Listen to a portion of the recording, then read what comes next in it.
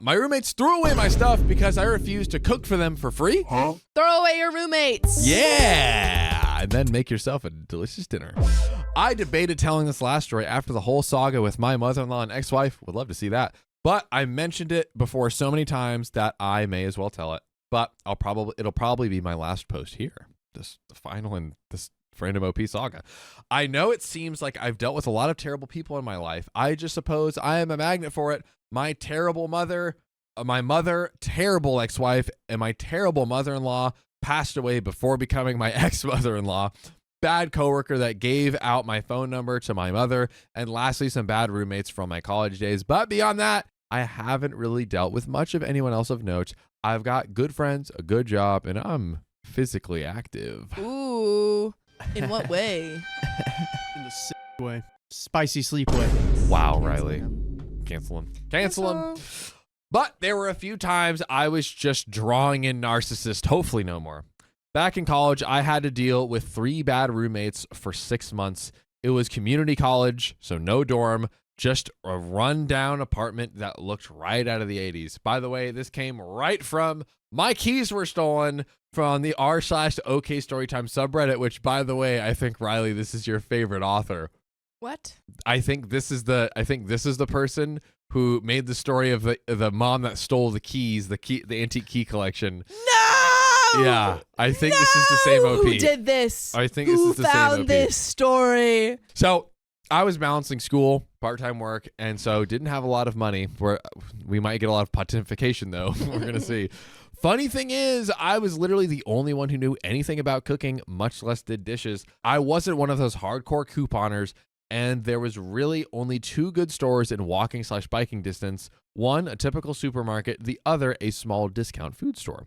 That's where I went most of the time. I was also no stranger to the local thrift store.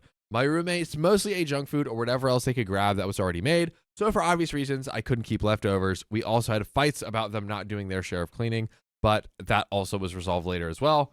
2 of these guys said they were friends before college, and the 3rd roommate fit right in with them for a while. But the drama over the food first started when I made myself an egg sandwich for breakfast. Oh, boy. You know what, John? What? I'd love to know how those eggs were made. You know... Like, what type of eggs? Do you think that OP will tell us what type of eggs they are? Is it soft-boiled? Like, yeah. Is it over easy with a runny yolk, Sophia? I don't know. Because, like, normally I'd be like, oh, that's not super, necessary information. But right now, I think I want to know. Well, Sophia, this was 2 eggs over easy or medium with your choice of cheese, bread, or mayo. Oh! Wow. I'm salivating. It's actually pretty good and a solid breakfast. One of my roommates saw me eating it and asked for one too. I apologetically said no because I was on a tight food budget. Man, when you can't spare a few eggs and some loaves of bread, brother. And John, it's that time of year. It's that time of year. He has 3 kids. He's got 3 kids and a mortgage. Oh my gosh. It's that time of year. Call and his back. eggs are runny. All back to other episodes. And the frying pan was already in the sink. He rolled his eyes and groaned. I told him they were easy to make them himself if he bought the ingredients, but he balks at the notion. Another day, I made mashed soft-boiled eggs for breakfast. That attracted more attention. It's eggs boiled just enough to where the whites are cooked, Sophia. The whites are cooked. Can we get a recipe? Oh, please. Dude, let's get the keys to cooking. Keys to cooking. A cookbook by My Keys Were Stolen, right? But the yolk is still solid. You peel the eggshell off and mash the eggs in a bowl with a fork, and it can be easy to mess up, and I only really succeed half the time. But, Sophia, with just basic seasoning and sometimes a little hot sauce. Not all the time. Haven't made it in a while, but I like to eat it on toast and sometimes over rice. Hey. What else do you do with it? I also made an egg salad from time to time. No way. Right? Eggs were cheap and basically $1 a carton at the discount store. I'm also not a big fan of cereal, as I had to eat a lot growing up. We heard a lot about that in our past story. Yeah, didn't you dig through the trash? Yeah, something like that. Like his mom, he basically had to raise himself as like a like Tarzan from 8 years old. I swear to Live in God, the if we forest. don't hear about his bike, I don't want to finish the story. Dude, that is required reading. And I prefer a warm breakfast without a lot of sugar. No matter how much I told my roommates they could cook their own food, if they just let me show them how, they just kept complaining that I made the food that they weren't allowed to eat because it is food. That's what I say whenever I go to a restaurant. I'm like, you guys made all this food and I have to pay for it? Just give it to me. You already made it. You're literally cooking this food. What's another? Just throw in another thing. Yeah, it's like when you go to the sushi buffet things and they just like go on around and around. It's like, just give me all the sushi.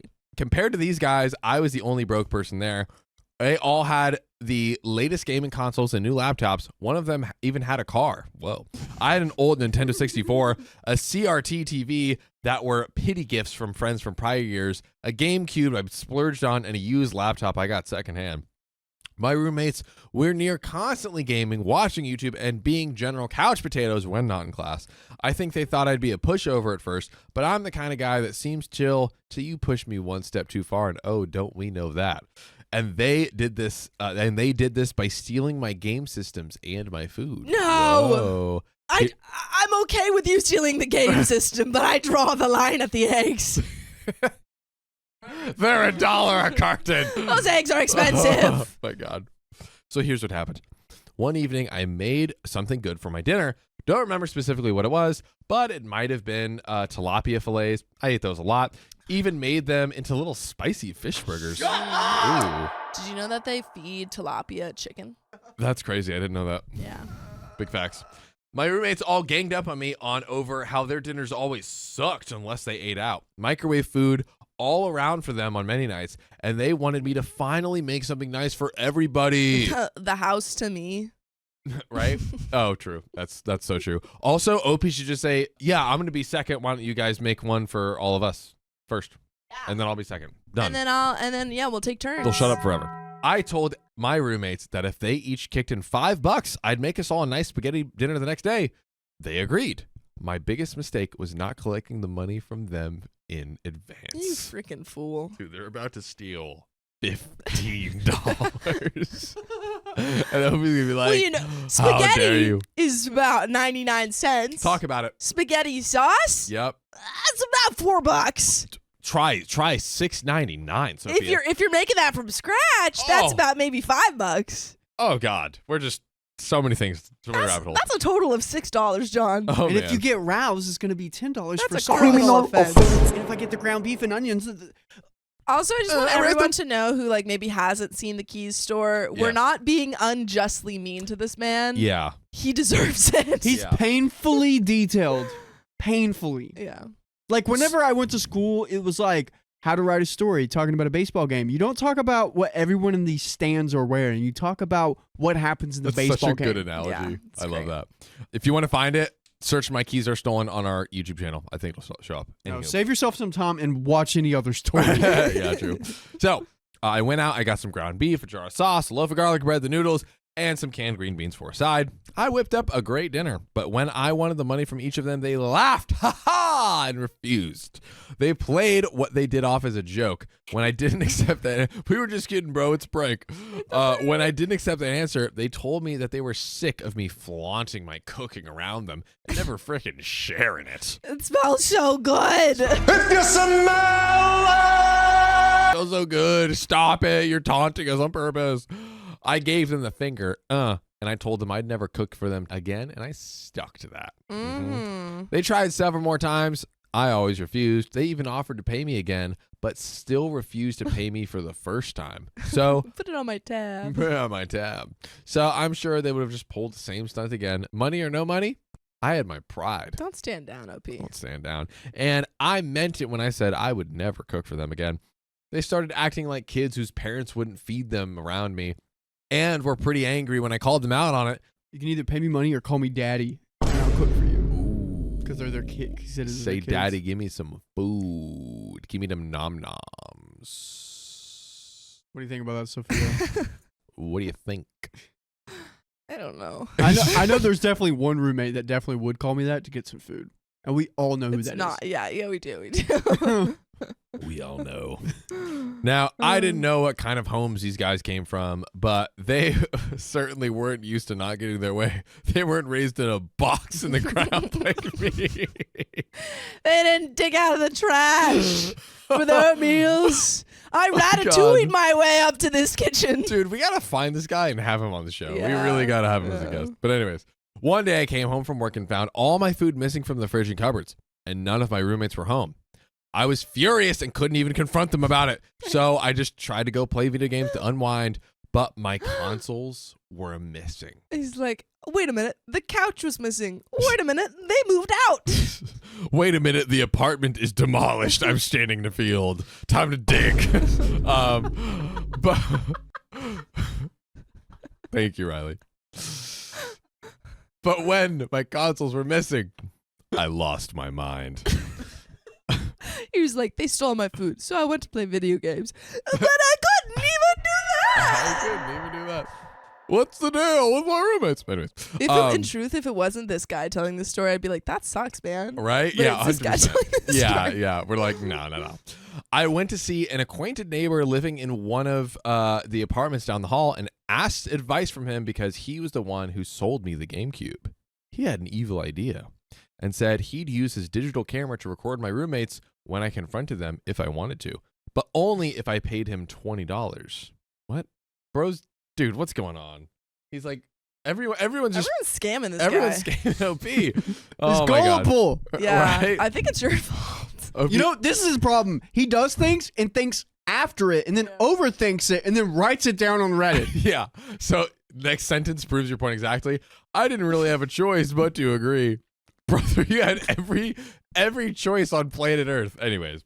So when my roommates finally came back, oh, my toe. Oh, It hurts too. that was so weird. When my roommates finally came back, they were all smug until they realized their gaming consoles and laptops were all missing. They flipped out, threatening to kick my butt, but I held my ground and told them I wanted my stuff back or I'd never tell them where their stuff was. Turns out, little Cold War. oh, Cold War turned real hot. Turns out they had bagged up all my food and threw it away in the dumpster outside a few hours earlier. What Why? charmers. Then they hid my game systems and TV somewhere in the building before taking off to party. I asked them why they did that, and they claimed it was because they had just been drinking all day since it was a weekend. Then they tried to say it was a stupid, wasted joke, while also telling me I'd gone too far. I laughed and said they were enormous hypocrites and a-holes to say that I went too far after what they did. I just got even. One of them looked like he was ready to frickin' hit me, and I drew all their attention to a nearby window. That's where they all saw our neighbor outside the window recording everything with his digital camera. He gave me the okay. Good old And thumbs this up, is John partner. Quinones on What Would You Do? And took off down the fire escape before my roommates could do anything. I told them that guy just recorded their entire admission in 240p's. That was bullying, theft, and underage drinking since we were all under 21 at the time. I told them that I would take that recording to the dean if they didn't make things right. Oh my God, you're blackmailing them? Dude, OP, this is OP's village origin story right Really? here. Because they wouldn't like having that stuff as part of their records, it was well known a couple of girls had been ousted from the college for roommate bullying the previous year, and drinking while underage is also a huge no-no. It looked like the color had drained from all of their faces. I told them I wanted my stuff back now and the cost of my food reimbursed. It was their move.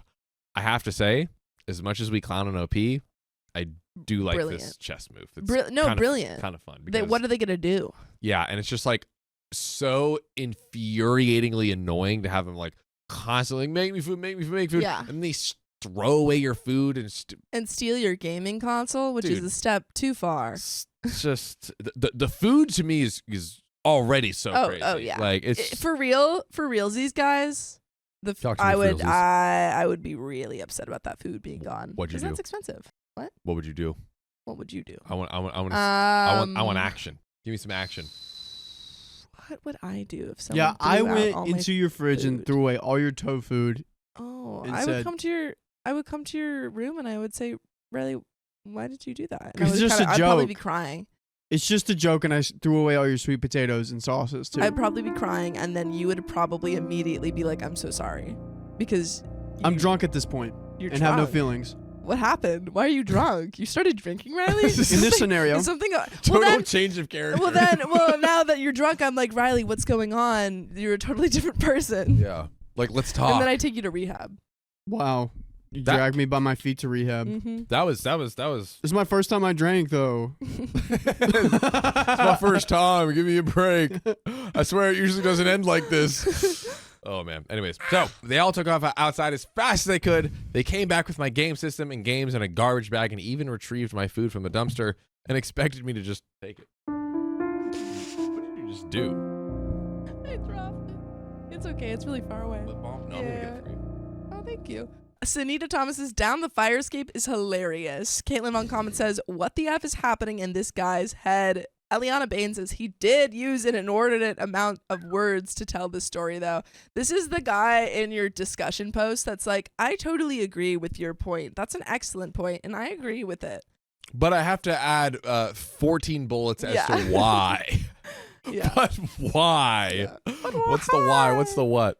Conspiracy theory, OP cooked all his food, and he was like, eat this, then turned around and was like, hey, you owe me money. And now roommates are just getting justice. Mm-hmm. That's true. Like he always never two sides. actually, the whole part about him asking for the $5 and everything was, could yeah, be. he was like, I'll make you guys for free. And then he was like, actually, I want your money. And they were like, Yep. Or just like, guys, I'm making dinner, thinking Yeah. in his head like, oh yeah, they should pay me back. And then he's like, hey, where's the $5? They're like, you just said we're making dinner. Lindsay, you could be onto something. Lindsay in the chat, Mhm. +1. But back to OP. I refused to touch the food because it had been in the garbage for hours and I would only accept casheroni. Additionally, they dropped my TV and it was broken, so I wanted that replaced too. They hemmed and they hawed, but finally asked me what I wanted. I said I wanted a new TV and $60 cash from each of them. Ooh. We're getting the big bucks $60. now. That's a lot. And this is a little while ago. OP Yeah. was an old adult. They asked what specific number. I said $50 each to replace the food they tossed and $5 each for the spaghetti dinner that they had reneged on paying for. And then what remained for having to pay for a guy to wait 2 hours outside of a window in the cold to record. He's still got to get his fees. He's like, you also have to pay for the blackmail that I got on Yeah, you. right. It's like when you pay for the court fees, Yeah. except it's like the neighbor who has a camera.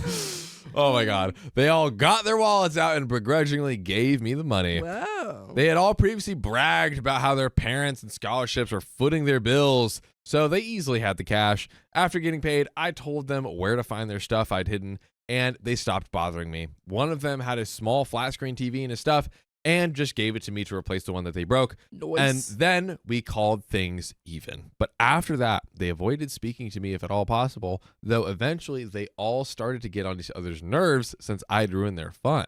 They also never bought drinks into the apartment again for fear that I would snitch. And they did try to harass the guy I'd paid to record them. He said he'd take the recording to the dean himself if they bothered him again. Yeah, Dude. why would you harass the guy with the blackmail? These guys are once again, Crab and Goyle. Literally. Crab and Goyle energy. Crazy Crab and Goyle. Just Silly like, boys. I'll take no. I'll beat you up. And he's like, dude, I I'll got beat I you have up. blackmail on It was you. like, They're like, I could oh, literally ruin everything for you. Like, yeah. oh, I didn't think about that. Oh. Anyways, so they were SOL to do anything about the situation. When the lease renew came, two of the roommates opted to move out of the building because they and the third guy now hated each other. And yeah, they all hated me. But the two that left were especially the worst. But they liked each other just fine, didn't bother to keep tabs on them once they were out. And the few classes we had together, they kept away from me. And the one roommate that stayed actually made some improvement as a person and made sure to tell the new guys who moved in not to mess with me at all. You know what?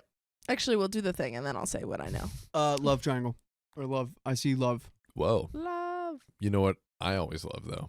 The fact that you can listen to full-length episodes of stories just like this on Spotify, Apple Podcasts, and everywhere you listen to podcasts. Guys, if you just go to Spotify and wherever you listen to podcasts, type in OK Storytime, almost 1,900 episodes right there. for you to listen to. And that's almost 2,000. That's almost 2,000. If you round Hashtag up. Y2K.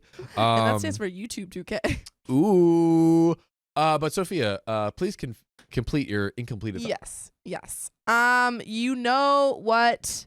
Props to frickin' OP for telling a story under 20,000 words. Wow. That was fairly entertaining. Hey, we got some entertainment. Had a beginning, a middle, and an end, and only a little bit of extra info that we didn't need. It's the food. Like food. he cannot talk about like making things or anything. This is that then he'll go. Oh my god, he is those recipe websites that have to tell you their whole backstory before they give you the recipe. This is his recipe for eggs! He's just posted a recipe for eggs, but he had to tell you the whole story before we got the recipe for eggs. You just like hit my soul. Yeah. Just insanely. Those websites There we go. should be, everyone who makes them should be thrown in jail for 1,000 years. 1,000 years. And cryogenically frozen so they can complete their sentence of 1,000 years. Yeah. I agree. It's a crime. And don't let them have access to a computer because otherwise they'll take those 1,000 years to write another recipe. They'll make 1,000 years of recipes. Yeah. They aren't recipes. I don't want it. I don't want it. I don't wanna. I don't want it. Caitlin Comment says, LMG, I hate those websites. That's why I like the New York Times cooking app. Because there is no, I don't need to hear about your life story. We don't need it. Don't need it. My mom has some like Chrome extension that like cuts out. It like just finds the recipe. Oh. It just finds the recipe in all the gobbledygook and then it gives you that or something. Anyways. Harriet Spaghetti says some people are on Reddit because they don't have friends to talk to. OP is one of them. Well, he did tell us that all of his roommates hate him. So sorry, OP. That is a possibly, unfortunately, accurate thing. But we're gonna get back to our friend OP. Our friend. Keys were stolen. One of them was pretty cool though, the roommates, and he actually liked cooking simple home meals like I did. He also liked Nintendo and bikes. This guy, Opie's gonna marry this guy. He's like, he liked Nintendo, he liked bikes, and he liked cooking, and he didn't steal from me. Ooh, did he grow up in a hole too? He became my best friend. Okay, that's cute. That's cute. And still is to this day. We even play Mario Kart together when we can. Now I want to play Mario Kart. And took up cycling together once I separated from my ex-wife. He's been my greatest supporter ever. More than any family I've ever had. That is true. Anyone is better than any family Opie's ever had. Also, for those wondering where I'd hid my roommate's stuff, I'd hid them all. Right? I hid them all in their own suitcases that were already put away in their closets. That's a little diabolical. That's diabolically smart. Genius. Which would have been one of the last places they looked. They were also pissed. It was all right there the whole time. That's low-key a great place to hide something. Oh my gosh, OP, you're who's opening amazing. a suitcase? You're so amazing and smart. I would have never thought of that. Though, because it's usually empty, right? You're like, this is heavy. Hang on. But I put my little suitcase in my big suitcase, though. So I could get confused. If there's a GameCube in there, it's going to get hidden. Yeah. The weight There's is no not way they're enough opening to... two things. Yeah. But, speaking of two things, you know what else has the number 2 on it? This next story? This second story! Woo! Gotcha. All right, if it's not by OP, I don't want to read it. It's always by OP. My entitled roommate tried to kick me out of our apartment because I refused to pay extra for utilities. Kick her out! In my original post, I had talked about my entitled roommate, Brandy, not the singer. The TLDR of that story is how she completely screwed me over with the Wi-Fi bill, giving me the password of our neighbor's Wi-Fi across the hall and still charging me for Wi-Fi in our apartment. So she was stealing money from OP and stealing Wi-Fi. Double theft. When I confronted her about it, she denied everything and told me that she didn't owe me a cent. By the way, this comes from Gingerella19. What a username on the r/OK Storytime subreddit. So Brandy and I continued living with each other for the next several months. We remained cordial to one another, mostly stayed out of each other's way. This was relatively easy since the last few months I lived there. She practically lived at her boyfriend's apartment down the hill from where our apartment building was. See the hot water story from my original post if you want a good laugh about how she thought plumbing worked. So during the pandemic, I started struggling with the loneliness that comes with social distancing. I was really depressed, and one of the main things keeping me going on days I felt especially lonely was the cat my roommate had. I've had animals pretty much my whole life, and their company can really fill that empty space for companionship that I need. However, as Brandy started spending more time at her boyfriend's apartment, she started taking the cat with her. Those days were hard. However, because it was her cat and not mine, I never asked her to leave him with me, even though I was really struggling. So I started thinking about getting a cat for myself. I've introduced cats into new spaces and social situations several times before, so I felt confident that I could do that here.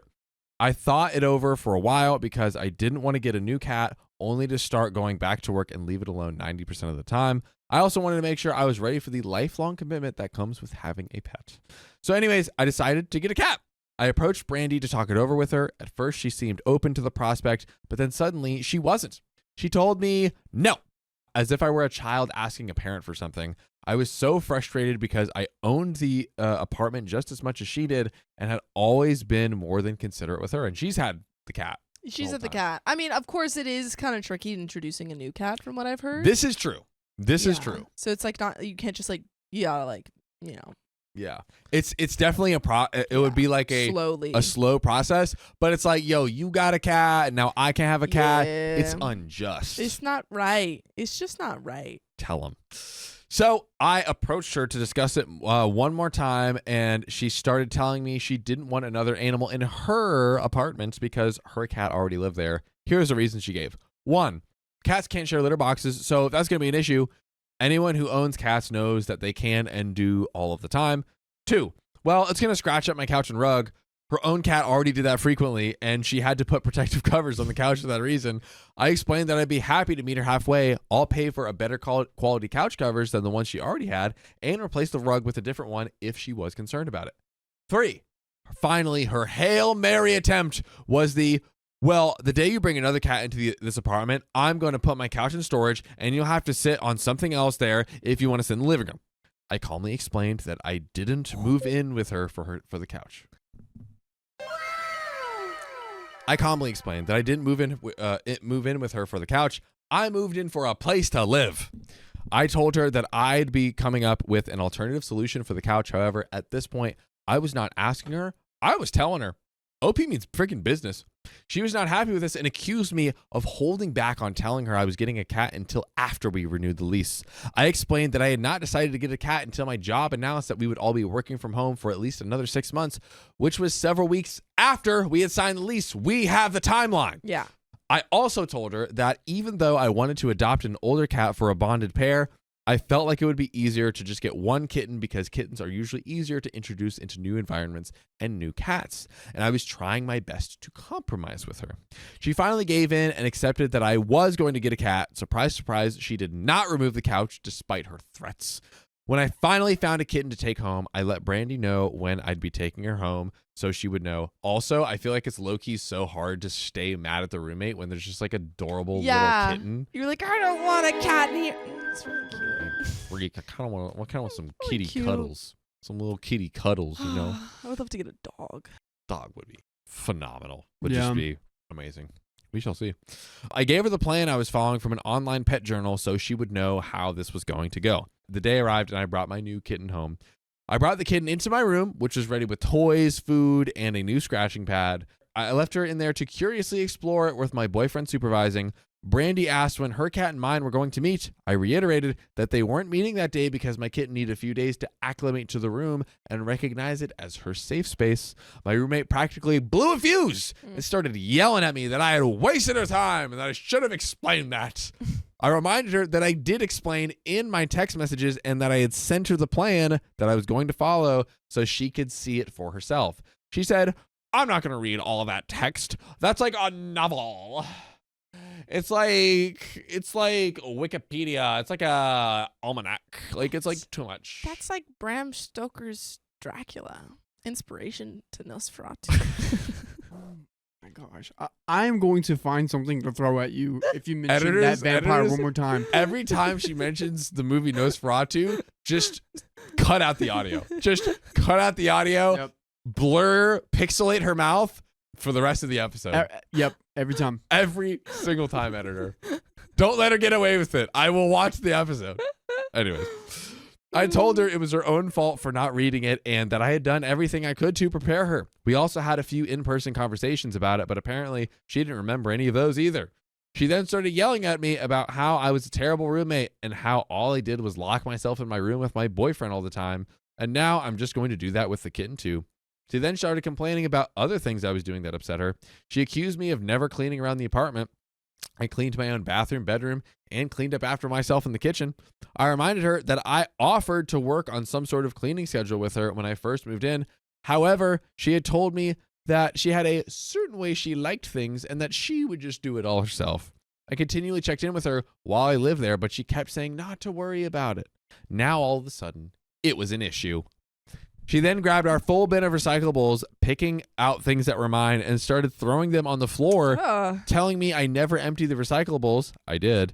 And how I left so much stuff in there, and sometimes so that she'd have to make multiple trips down to the dumpster to empty it.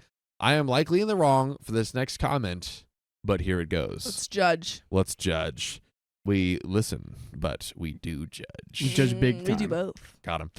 I told her I never complained when I had to make multiple trips because how much frickin' drank she was drinking every week, and that I didn't exactly enjoy living with a booziac roommate.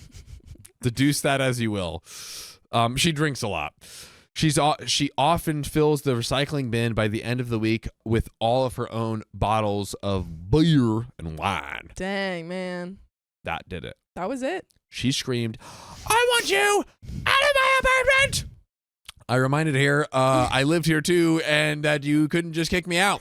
You can't kick me out. I'm leaving. Yeah. Conspiracy theory, she then shows you a piece of paper that has not your name on the lease because you signed a fake lease agreement. She then gives you a piece of paper that's in a different language and says, sign your name here. And you've accidentally divorced. And married. You married and divorced the roommate. Mm-hmm. It was the top signature was marry and the bottom was divorce. Stand on it, Sophia.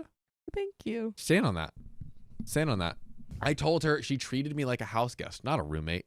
We yelled back and forth some more before she finally left the apartment and I went back to my room. I burst into tears and my boyfriend comforted me. I no longer felt safe or responsible having a new kid in the apartment, and to be honest, I wasn't sure if Brandy could kick me out or not. I had never co-signed a lease with anyone before. Oh, so maybe she was like the secondary signer. Yeah, so he wasn't on this actual lease. Maybe either a sublease, or if it's a sublease, she's in trouble. But if she was like if there's like a main signer, and then someone who's like, oh, like, okay, this is in Brandy's name, but OP is also living here. We're acknowledging that, and they're paying rent. Yeah, I don't know. I thought about it all and talked it over with my boyfriend for the next several hours. His apartment didn't allow animals, so that was a non-starter, and ended up taking the kitten back to the home we had gotten her from. The kitty. That's so sad. And they also hate when you do that. It's true. I cried the whole way there. I said goodbye and gave them a pet carrier I had brought to transport her in so she'd have something familiar to go home in when someone else took her home. I cried for the next few days. She was such a sweet kitten. I wish I had gotten to know her, but I'm sure she ended up in a much better living situation. I installed a doorknob with a lock and a key in my door that weekend and was the only person with the key. I no longer felt safe in my apartment unless my door was locked. I spent almost all of my time in my bedroom. I wasn't working at the desk in the public space in our dining/living room area. If she was in the apartment, I was usually at my boyfriend's. Finally, I called the apartment complex and asked if Brandy was actually able to remove me from the lease like she had threatened. They confirmed that we co-leased together, meaning that neither one could kick the other one out. Neither Thank can goodness. live. My thing was wrong. Thank goodness. Yeah, this is a oh my god, you got my reference. You know how many... Sophia, do you want to know how many... Can you guess how many times I read Harry Potter? Not more than me. Really? We put bets in? How much we betting? I lost count. I'm going to be honest. But maybe up to your... And we can maybe even give you a little bigger room.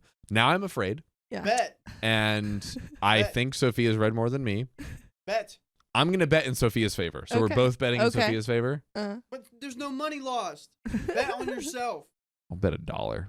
I'll bet $1. Let's do it. Real cash. Real cash on the Real line. cash. Real cash. Shake on it. Shake. Shake. There we go. All right.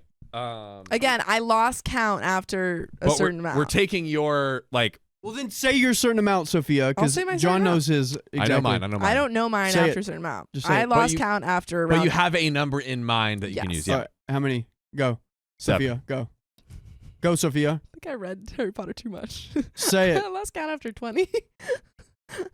Honestly, I don't blame you. Because I would read it like every year.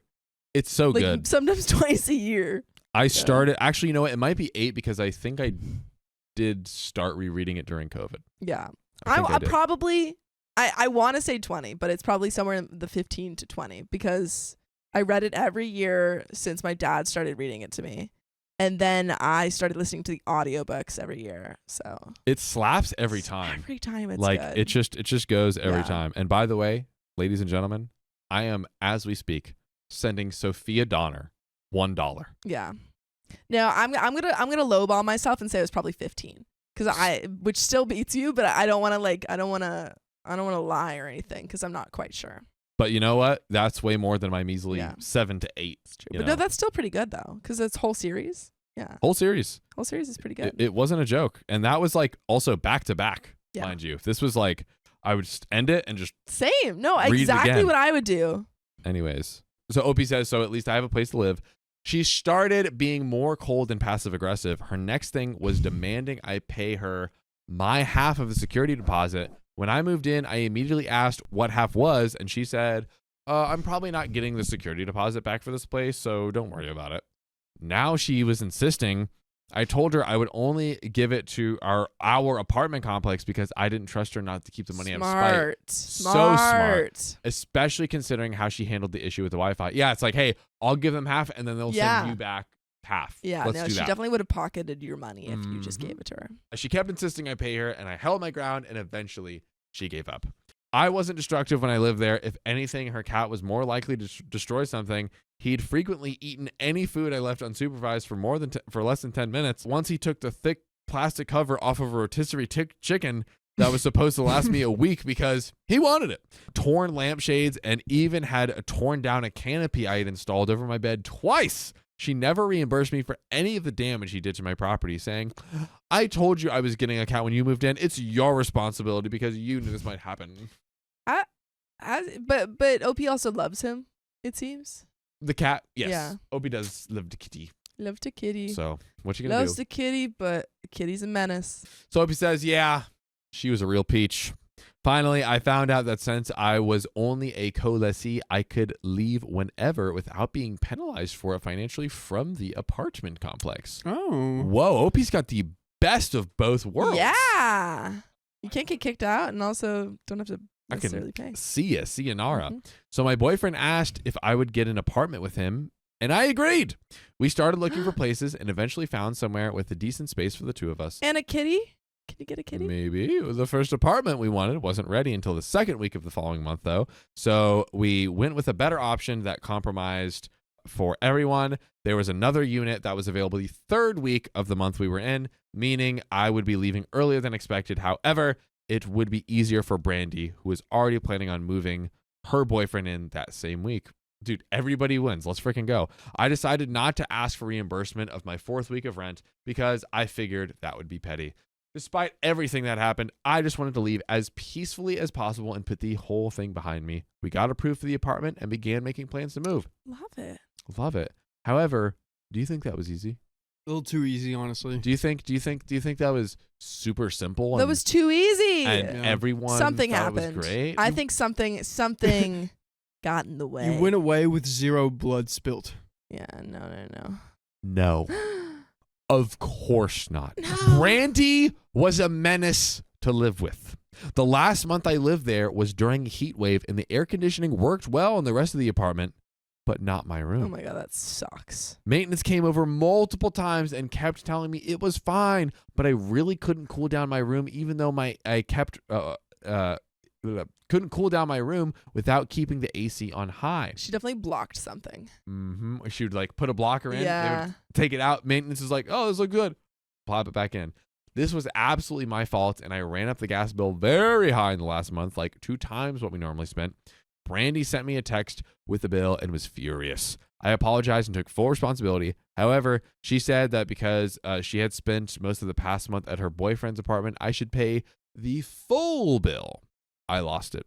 I'd put up with this woman's temper tantrums for a full year and was not about to pay 4 times what I normally paid simply because she was acting like a Karen, demanding a free 4-course meal because her dish wasn't hot enough. I finally put my foot down and told her, no. I told her I would gladly pay for the difference in cost. She paid what she would normally pay, and I pay what I would normally pay plus the amount that was over our usual balance. I think that's fair because I was going to say, I was Brilliant like, that's a little bit messed up if you're not paying, you know. Like she's paying 1x and she's Yeah. paying the 3x out Yeah, of the 4. I think that's fair. Yes. However, she didn't get a free pass on utilities simply because she decided to live in her boyfriend's for a month. What's next? I pay for the full rent of the apartment.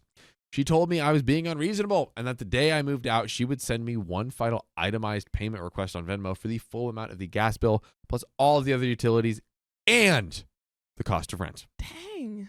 I shot back with, okay, since we're penny pinching, if you do that, I will send you back the amount you requested minus the 4 months of Wi-Fi you wrongfully charged me and never paid back. And the last week of rent, I won't be living in the apartment. I will itemize it so you can see everything. Nice. She did not take that well. She told me that was unnecessary. And I also love how they're like an itemization war. Yeah. They're like, all right, I'm going to list of it. Like, well, I got this list of items here and I'm going to charge you for all of it. And she's like, oh, Jesus, my list item big enough to. Like, dang it. Like, they're both just going to like send $1,000. I'll Like, add groceries and minus the cost of water and trash. yeah. Dude. I'll Wow. trade you 4 trash for 1 Wi-Fi bill. Deal. She told me that was unnecessary, and I added that I'd picked an early week to accommodate her boyfriend's move-in date if she was going to be petty about the whole thing. So was I. Plot twist. We didn't speak even the day I moved. We and some friends packed everything up, stuck it up in the truck, and were moved into our new place by nightfall. The next morning, I received the faded invoice request from Brandy and breathed a sigh of relief. She requested only about half of every utility, including the gas bill, and then deducted the cost of the Wi-Fi and my last week of rent. OP got it in the end. OP got it in the end. Got it in the end. We love to see it. Love to see a winner win. OP says, finally had a win. There's one more little happy ending here. A few weeks prior to the move, a friend got me in touch with a lady who ran a shelter from her home for feral cats and kittens. I offered to donate the toys and food I had bought for the kitten I had originally brought home because it made me so sad to look at them. I ended up donating some extra litter and food as well because I just really love cats. When I went to drop them off, she introduced me to a feral mom cat who had just had a litter of kittens. What's so funny, Riley? Just like feral. It's cat. a feral It's just a mommy feral cat. Yeah, They just- found I a don't cat know. and it's pregnant. What's the joke? What's funny about a mother? Where's the punchline? Do you hate mothers? Is that it? Is that It's just like- it, Riley? feline She mothers? introduced me to feral cats. I loved it. I Feral don't know. cats in your area. Call 1-800. feral? Feral mothers in your area. Oh God. I'm not getting that ad again. I'm not falling for that again. Riley's off the feral moms. Yeah, I don't know. Just feral cats in my head are different than everyone else's. Cause What does that mean? well, if we have What does that mean? if there are feral cats near where I live, they're either really big or like we have to shoo them away. There was a feral cat that lived. Okay, there was a feral cat that was in my neighborhood with all my family, and it was scratching cars. So we had to take it to the sawmill. Didn't unalive it. God. But there's other cats at the sawmill, and it made friends, and now it lives with the other cats. Okay. That was smart. That was a Checking smart my move. fire tracker. I like it. True. She offered to let me meet them, and I said yes. She put the runt of the litter, a tiny little tortoiseshell, in my arms, who proceeded to crawl up my arm and play with my hair. I was in love instantly. Aw, Opie finally got her happy ending with this feral mom cat. The cat is crawling. The cat has not been adopted. No. Yet. We don't know. Yay. We don't know. Ooh. The only thing we know and love, like an adorable kitten, is that you can listen to full episodes with stories just like these. Just go to Spotify, Apple Podcasts, guys, wherever you're listening to podcasts, and you just search OK Storytime. It's gonna pop right up for you. Pop right up. Do it. Just Listen. do it. Just do it.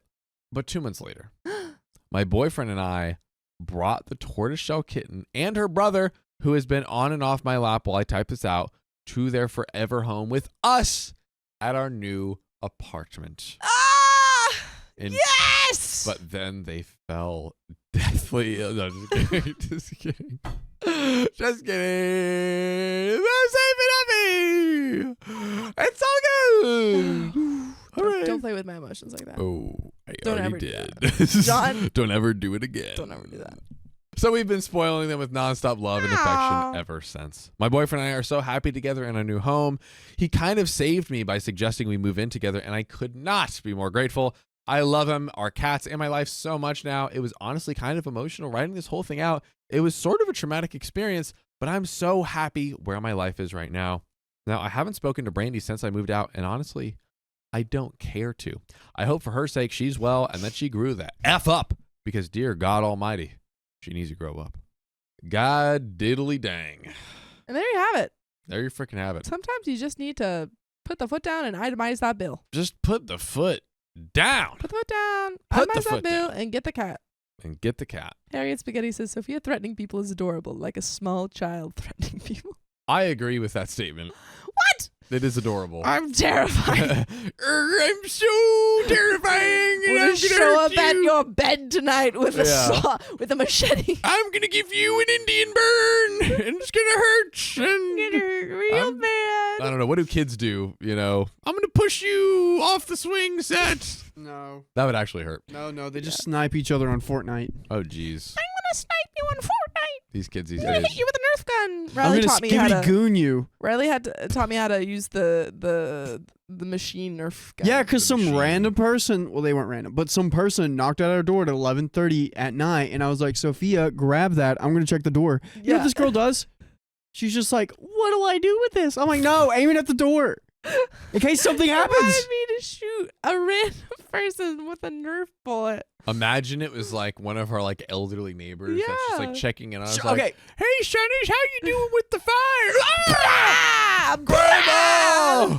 She's not going to Granny! shoot them. She's just going to check them, like aim it, be ready, and then if something happens, she can just like, boom. Sup? Boom. I'm loaded. Distraction. I take care of it. She helps out, calls the cops, Yeah. and we're good. Riley's really Whoa. invested in my protection. He's also given me a baseball bat that's now sits by my bedside. Yep. He's like, what do you do if someone comes into your bed? I go, I don't know. I wear mouth tape and earplugs. She's useless, bro. She's dead. She's already dead. She's already My half God, dead. You won't even hear me Bro, scream. same. All they got to Oh do my is gosh. Yeah. pinch your nose, and you're done for. Yeah. Good thing I was gonna say we got a house of dudes protecting her, but You don't live here. I don't. Okay, we got So, Christian, I can't do it. Sam. We'll me. sacrifice Christian to them. Yeah. We'll just I'm literally the last room in the house. They wouldn't go to me. Well, we're That's true. kind of. I also feel like you could jump out of the window elegantly like a cat, Yeah. like in the story. Oh, easily. Speaking of these I'm stories. such a good climber. I could climb out. Oh, I believe it. My boyfriend is taking advantage of me by living rent-free, but he says he has a good excuse. Should I kick him out? Yes, Yeah, dude. 100%. Living rent free. Yeah. He allegedly has a good excuse. I don't care if your apartment flooded. I don't care if your whole family just had like a Batman death and was like murdered outside the opera. You have to pay rent. What if he's like, babe, you know how you know those foot massages I give you? You know how expensive it is to go out? Like Massages are expensive. We're talking They are. $100 an hour, babe. Babe, I could just give you foot rubs for like 5 hours a day and like we're good. What's a foot rub worth these days? Like 35 an hour? I don't know. 7. Ask Foot Finder. But are you on Foot Finder? Absolutely you not. took that up. You put that up way too fast. did, I Wait did. a second. Yeah, getting grab that some side fun income. We have thought about creating a like only feet for our feet before. It has Just been for John. requested. John has Wow. those. Just for my monster. Yeah, John has better I have feet. disgusting like amorphous feet. That's just what he's telling you. I've seen It's those bad. dogs. It's bad. I learned that I had monster thumbs, and I bet I have monster Monster? thumbs. Okay, so Oh, real quick. yo, this Then is we're getting good. into the story. Yeah. So okay, story time. Okay, story time. Yeah, about Sam's my thumbs. monster Okay, thumbs. story time. Okay, there we go. My boyfriend, 33 male, and I, 38 female, have been dating since summer of 2021. And since then, he has stayed at my apartment every day and night. That's a funny way of saying he lives with you. He's there in the day. Does he have his own apartment too? I'm And a- confused. I think he does have his. That's what I'm guessing. He has his own apartment. Great guess. Great guess. He owns his own home less than a mile away, which he said he purchased for his 3 roommates who were looking for a place to live. So he's like wealthy. Wow, he's giving. Yeah. He's giving, right? Check this out. He only charges them $300 or so a month out of the goodness of his heart. Total? Each. Each. Okay. Which is, I mean, cheap. Yeah. I mean, don't know. Depending on where he's living. I mean, like LA, like a room in LA could be like $1,500 Yeah. a month. I paid like 900 once. I paid $600 once, Woo, that's but I was low. living with Christian in the same room. Yeah, that's true. That's true. 725 in LA. That's my Yeah. low. And I had 30 roommates. So I'm That's not an okay joking. story by the way. time. I'm Yeah, not yeah. joking. That's 30. insane. I had 6 people in my room, and then they had a room with like 8 people, and it was Dear like God, I hope you were traveling. No, I was living there. I was planted. Oh my God. I'm like, I live here. Maybe this guy ends up doing this, but we'll see. It sounds like he's just a terrible businessman. I have only been there twice for house parties, where I essentially invited myself because we were just getting to know each other then. I never have asked him for money. Not for rent, not for utilities, not for the groceries I always have to buy. Ooh, he's mooching heavy. Oh, using her. He never goes shopping for any food or household supplies. That adds up quick. Yikes. Is he like at least taking her out to dinner every once in a while? He's like, babe, I brought you to 2 house parties at my Yeah. amazing house that I don't live know in. how much Captain Morgan you drink? Yeah, Doesn't even invite her to his home. Yeah. What are we doing over here? 2 separate instances. I asked if he could get toilet paper. Just toilet paper. No. He only bought a teensy-weensy 4-pack at the gas station that he was already stopping. And it's like single ply. Yeah. Which I'm assuming is just to tide us over until I get a more realistic package. He has IBS and goes through a lot. Bro, why not for Oh, yourself? No. Oh no. Why not for yourself? This guy doesn't, I mean, he doesn't sound like much of a keeper. You know No. what it He's a is? Why are they smelly dating poopy now? pants. Yeah. He's so dedicated to not spending any money on her that he's like, even though it's gonna like be a terrible experience for me, I'm gonna get this crap toilet paper, pun intended, so that way I don't have to spend money on it. His goal is to spend $0 on this woman. I feel so bad for her. I know. The second time, he brought in a big garbage bag of empty rolls from his bathroom at work, which they save. Wait, so he's like going through his works at like used toilet rolls? It seems like used, but I'm guessing Like, not not like- totally done. not you- yeah, like yeah. half No, used. actually, like, you can't like use another person's toilet. Yeah, There I mean are you can, but- reusable toilet. Oh my yeah, God. yeah. They're reusable wipes. Learning something here. yeah, It's gross. it's not good. Ew. It's not it, but like the eco people really love it. That's insane. Yeah. Do you Give like it a wash day. them out? I think you like Oh, reusable it's toilet on paper. the toilet roll. It's just, I like this one. It's just like one long. Son. Doesn't look like that after you use it though. Yeah, we can't be, yeah, for real. One use, done. Oh no. All right, Holy. reusable toilet paper, red flag or not red flag? Wave that sucker! Red flag. My God. Riley, save me. Where am I? Oh, here we go. He doesn't cook and said in the past that it's not important to him or he doesn't think of it. Yet he will certainly eat the food that I buy and make. Doesn't That's- cook, doesn't clean. Yeah, he sounds like just What like a does dead he weight. do? Nothing. Bro's- His like dick game better be strong. He's if, like, literally just he's just trying to live rent free. You gotta have a master slong, huge slong. He's getting away with it so far. For the most part, I was more than happy to provide. Hope he's too nice. But as time goes on, I feel like I'm carrying the mental load of living together by myself. Absolutely. My apartment is in disarray and I can never get it under control with only me doing any work. I have mentioned parts of the above to him over the last year, and sometimes it would result in him sheepishly doing one sinkful of dishes and then leaving the rest to me. This sounds like a complaining mom. Like every mom I out there is know. like, this is my children. Yeah. Like, Which is exactly what Yeah. you want in a partner, right? oh my God. Babe, would you mind maybe doing the dishes once? Oh, like, fine, I'll do like Fine, stay out I'll of do, my like, room. some of them. Yeah, stay out of your room because I'm in it. I want my video game. Or when I tell him that he has to figure out dinner for us for one night out of the 7 because I'm working late. That means he's door dashing us something at 8 p.m. It's things like that that make me start to resent him and kill my attraction. Of course. I mean, yes. Of course. I mean, if you're having to like baby a partner and treat them as a child, I imagine that's not a really sexy thing. Not attractive at all. No. Yeah, the expert here. Yeah. Quick question for everyone watching and for Danny. Where do you think, like how much time can this go on? Because it's like very normal for, like your partner comes over, like whatever, totally normal thing. Yep. What is the cutoff? Oh, Like, for how many me? days? Just a couple. Like, there's no way you can go past a few instances, right? I see you once, I see you twice, but after that, absolutely not. You're not treating me that way. Yeah, not like living in Treat my. yourself the way you want to treat others. What's the golden rule? Yeah, that's You it. got That's it. it. Yeah, You got there it. we go. You know, Perfect. You Yeah. got it, Danny. You know, Danny's on top of it. That's right. I feel like, can she just say like, you're not allowed to come over anymore? Yeah, can't you just kick him out? She can, but maybe she's insecure in the relationship. Do you Yeah, have any? that's fair. Wait, Danny, I'm going to have to bequeath you Oh no. with this. Yes, dun, dun, dun, dun, dun, dun, dun. As the resident expert in being a woman, Oh, because great. Thank none you. of us are women. Correct. Yes. Why? Maybe there's a reason why OP is kind of like. Yeah, why wouldn't nervous she to say, do get it? the fuck out of my house? I mean, she has to love this guy, right? Yeah, I mean, Yeah. and love is like really Love. unexplainable. Yeah. that's true. That's the only thing I got. You can't explain it. Yeah. That was a great. That was a That was great. That was cute. That was cute. This episode is just turning into a little cute episode. Yes. And by the way, you don't have to wear it the whole time. Yeah. So there we go. No, that was exactly what you were supposed to do. It hurts my feelings for such a nice guy how he can be so thoughtless. It feels thoughtless to me anyways. I told him tonight I feel it would be best if we return to our old living situation. Yes. Thank you. There Thank we you. go. About time. Him at his home and me alone here. I express I can't or won't handle all of the responsibilities of our lives co-inhabiting. I also said it really hurt my feelings that for Christmas, he got me Drano. Oh my gosh. Doesn't pick up cleaning supplies, but does on Christmas. How romantic.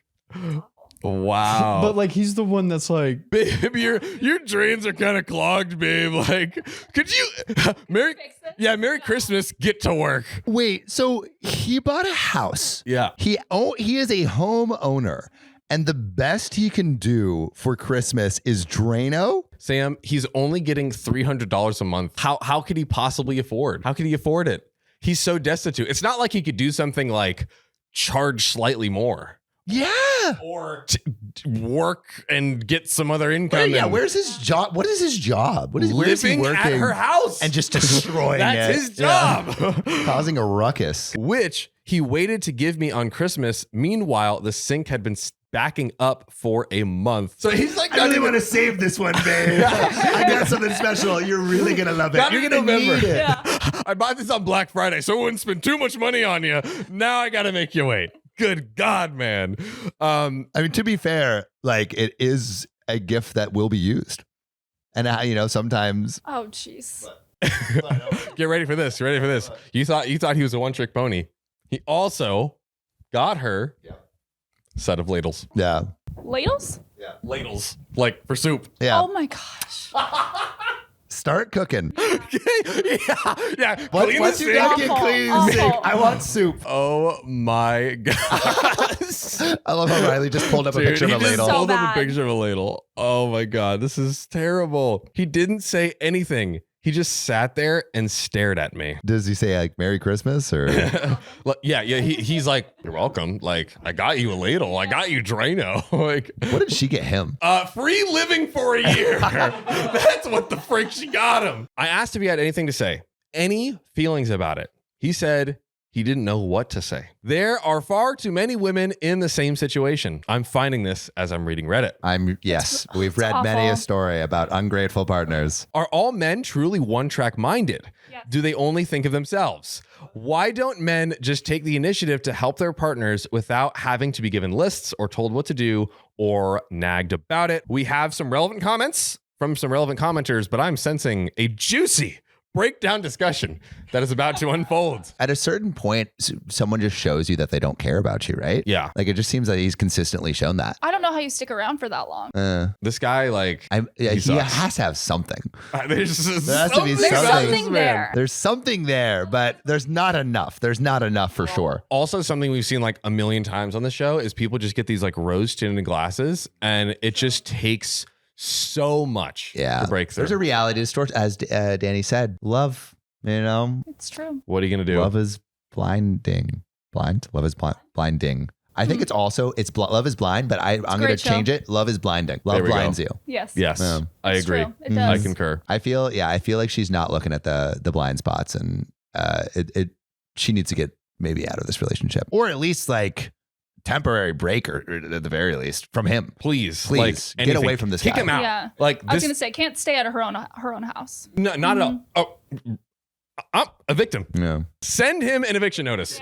I am so sorry, but like a year? That is the Christmas present that she needs to get. Here you go, buddy. Like that is so unacceptable. Okay, not to pat myself on the back, but all right. You asked OP, are all men trash? Get ready for this. Last night, girlfriend came home. She went. Naima's back. Naima's back. Yes, hooray! Yay! We missed you, Naima. John's feeling good. John's good now. This freaking guy. Oh my god. Anyways, Riley's underhanded remarks aside, she came home and she was like super tired. I came back, made us some dinner. Like honestly, we do this all the time where like if one of us knows the other is like busy or tired, we'll just make dinner because we care and we're just like making dinner anyways, and like, oh, like it's easy, like I'll just whatever. It's so simple. Like this guy is doing way below the bare minimum. Like I feel like also like when my ex-girlfriend and I would go and like cook, she would cook and I would clean because she likes cooking more and I enjoy cleaning. And so like that was always like there was always like a division of labor in creating something. Exactly. And I feel like that is not what's happening here at all. There's no give and take. What is the worst present you've gotten from a partner? Oh, that's a good question. I don't know that I have one. While you're thinking, Yes. I do have one top of mind. Ooh, But should I wait or should I tell it now? drop it. Okay. So she got me a donation to her favorite charity. Oh, that's kind of nice. No, it's not. What are you talking Did she make the donation in your name? Yeah, but I don't sweet. care about this charity. I don't want to save the polar bears. Oh, maybe you do though. I don't though. Maybe we should open that box. Yeah, there we go. Now we're talking. Why does Sam hate polar bears and want to kill the planet? Bro, I've never mentioned liking polar bears. She's mentioned liking it a lot. Okay. I worst gift. What was this gift? What was the day? What was it for? It was Christmas. Oh, interesting. Yeah. She get you anything else? No, but I got her so her favorite photographer was William James Bryant. We like did like Yosemite pictures. And so I got her like this like big print from Yosemite. She also loved national parks. And I got her and she like was really big in the frontier. And I got her an original 1800s, it was from like the late 1800s of this like magazine of frontiers people. There's only one thing. That was thoughtful as F. How many polar bears did you have saved? Zero. I did, yeah. Zero. Yeah. In fact, one could argue you killed polar bears with your. Yeah. I did kill polar bears. I did kill that was my but yeah. It was more I feel like the imbalance of How long did you guys stay together after these exchange of gifts? like maybe like a couple months. She cheated on me, so then I broke up with her. There we go. But now that you've thought, this was also like a high school relationship. So it was a while ago. High school going into college. I mean, all my gifts with my guys have been so sweet. And so nice. I can give you a corny one that I have done. Painted a rock and said, "You rock" on it. And I That's gave it to cute him. though. Cute. That's That's cute. fun and cute. That's cute. Yeah, I that was like kind of that. funny. Yeah. Yeah, that's great. Oh, Damn, Riley. this is where I'm gonna back out and say this was like 6 years ago. It was his birthday and we've been dating for like a couple weeks. Dude, that's pretty cool though. Like, Yeah, like if Thought it it was was like like- when you were in elementary school, like cute, but like you still do it now, like, yo, that's pretty cool. Yeah. Gift That's after pretty a few funny. weeks, few dates. That is a little. Yeah, that's Yeah. tricky. Yeah. Like But Valentine's it's low Day, if you've only been commitment. dating for a couple weeks, like I think a rose. Or A rose? wedding ring. Just one? A wedding ring. Yeah. Yeah, Okay. yeah. Is there an update? There's relevant comments. Let's see what they got to say. You got yourself a garbage tier bro. OP says, it's funny you mentioned that because when we were getting to know each other, he reassured me that he wasn't a low tier dude. I feel like that's just person saying I'm great. Yeah. Yeah, I right. I'm gonna do promise things you, for I'm you. not a terrible person. It's the inverse of saying, or it's just saying the same thing as I'm a high value man. Yeah, I'm yeah. not a. That is the I'm most not Andrew a low Tate value man thing ever. Yeah, come on, bro. Does he actually own a house? Ooh, good question. Opie says he does actually own it. Go to the parties. She did go to the parties. Yeah. But I mean, he could be just like renting it and like flexing on the side, or his like parents own it. Or That's way too much work for this guy. Allegedly, according to OP, he does own it. I guess I should be flattered that he'd rather spend his days with me. That's how I took it. You deserve more, OP. You You are a high really value do. woman and deserve more. But he loves you. He just acts of service is where he lacks. Maybe So, it's and is he quality sh- time. But how he is? I don't know. He's if that's lacking everything. That ain't Yeah. quality though. yeah, That yes. ain't quality. That's not quality. That is That's just just time. Yeah, it's too much time. It's Yeah. time overload. Yeah. But y'all, we have an update. Not only an update on the same day. Wow. On the same unusual. And That is- unusual. I feel like she read the comments like, oh, maybe I should break up with this Yeah, guy. right? Let's hope so. Let's pray. Since this happened, he was still in my living room for a few hours. I've been in bed with COVID. And laying here, I got miffed. I walked back in and asked twice more. You have nothing to say. No words. No, I'm so sorry. You feel that way. What can I do? Nothing. No emotion. I can't believe it. This was supposed to be my best friend. I told him we're breaking up and he needs to go home now. Thank you, OP. This is what we've needed. Yes, you go, girl. I'm honestly really surprised and hurt by his lack of reaction. I should have known. This is a happy ending. This is the kind of story that I want. I want shit to go wrong and OP to come out on the other side a stronger person. Well, guess what, Sam? What? The story's not over. Oh, it's not? It's not. Oh, I thought this would be a happy. I'm hoping it's even happier. There's only Or maybe fallout from the boyfriend. I feel like there's some sort of lying going on. line. Yeah, like Oh, I lying. don't Yeah, I don't know. I still don't believe that he owns the house. Yeah. I'm- Where's the proof? There's some fish. Where's I the smell receipts? fish. Yes. Yes. Well, let's dive into the ocean of this next update. Tell him the date of this update. December 31st, which is New Year's. Eve. Yeah, true. I packed his things and he picked them up this morning. I asked him again if he has any feelings about this and he went silent. I'm sorry, but I started to cry because it's just so hurtful. Don't apologize. Feel the feelings. Yeah, let those tears shed. I said that's all I get after 2.5 years. Oh, that's a while. That's a long time. In tears. And he just said, bye, Lauren, like he always would. Wow. Maybe man's like a sociopath. And Yeah. just doesn't have emotions. This guy is a dirt Sigma.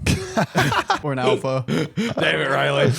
Show no emotions. I needed him to hear me or understand where I was coming from because I guess he doesn't or doesn't care to. He's all right with just walking away with his things with no conversations or words from the heart.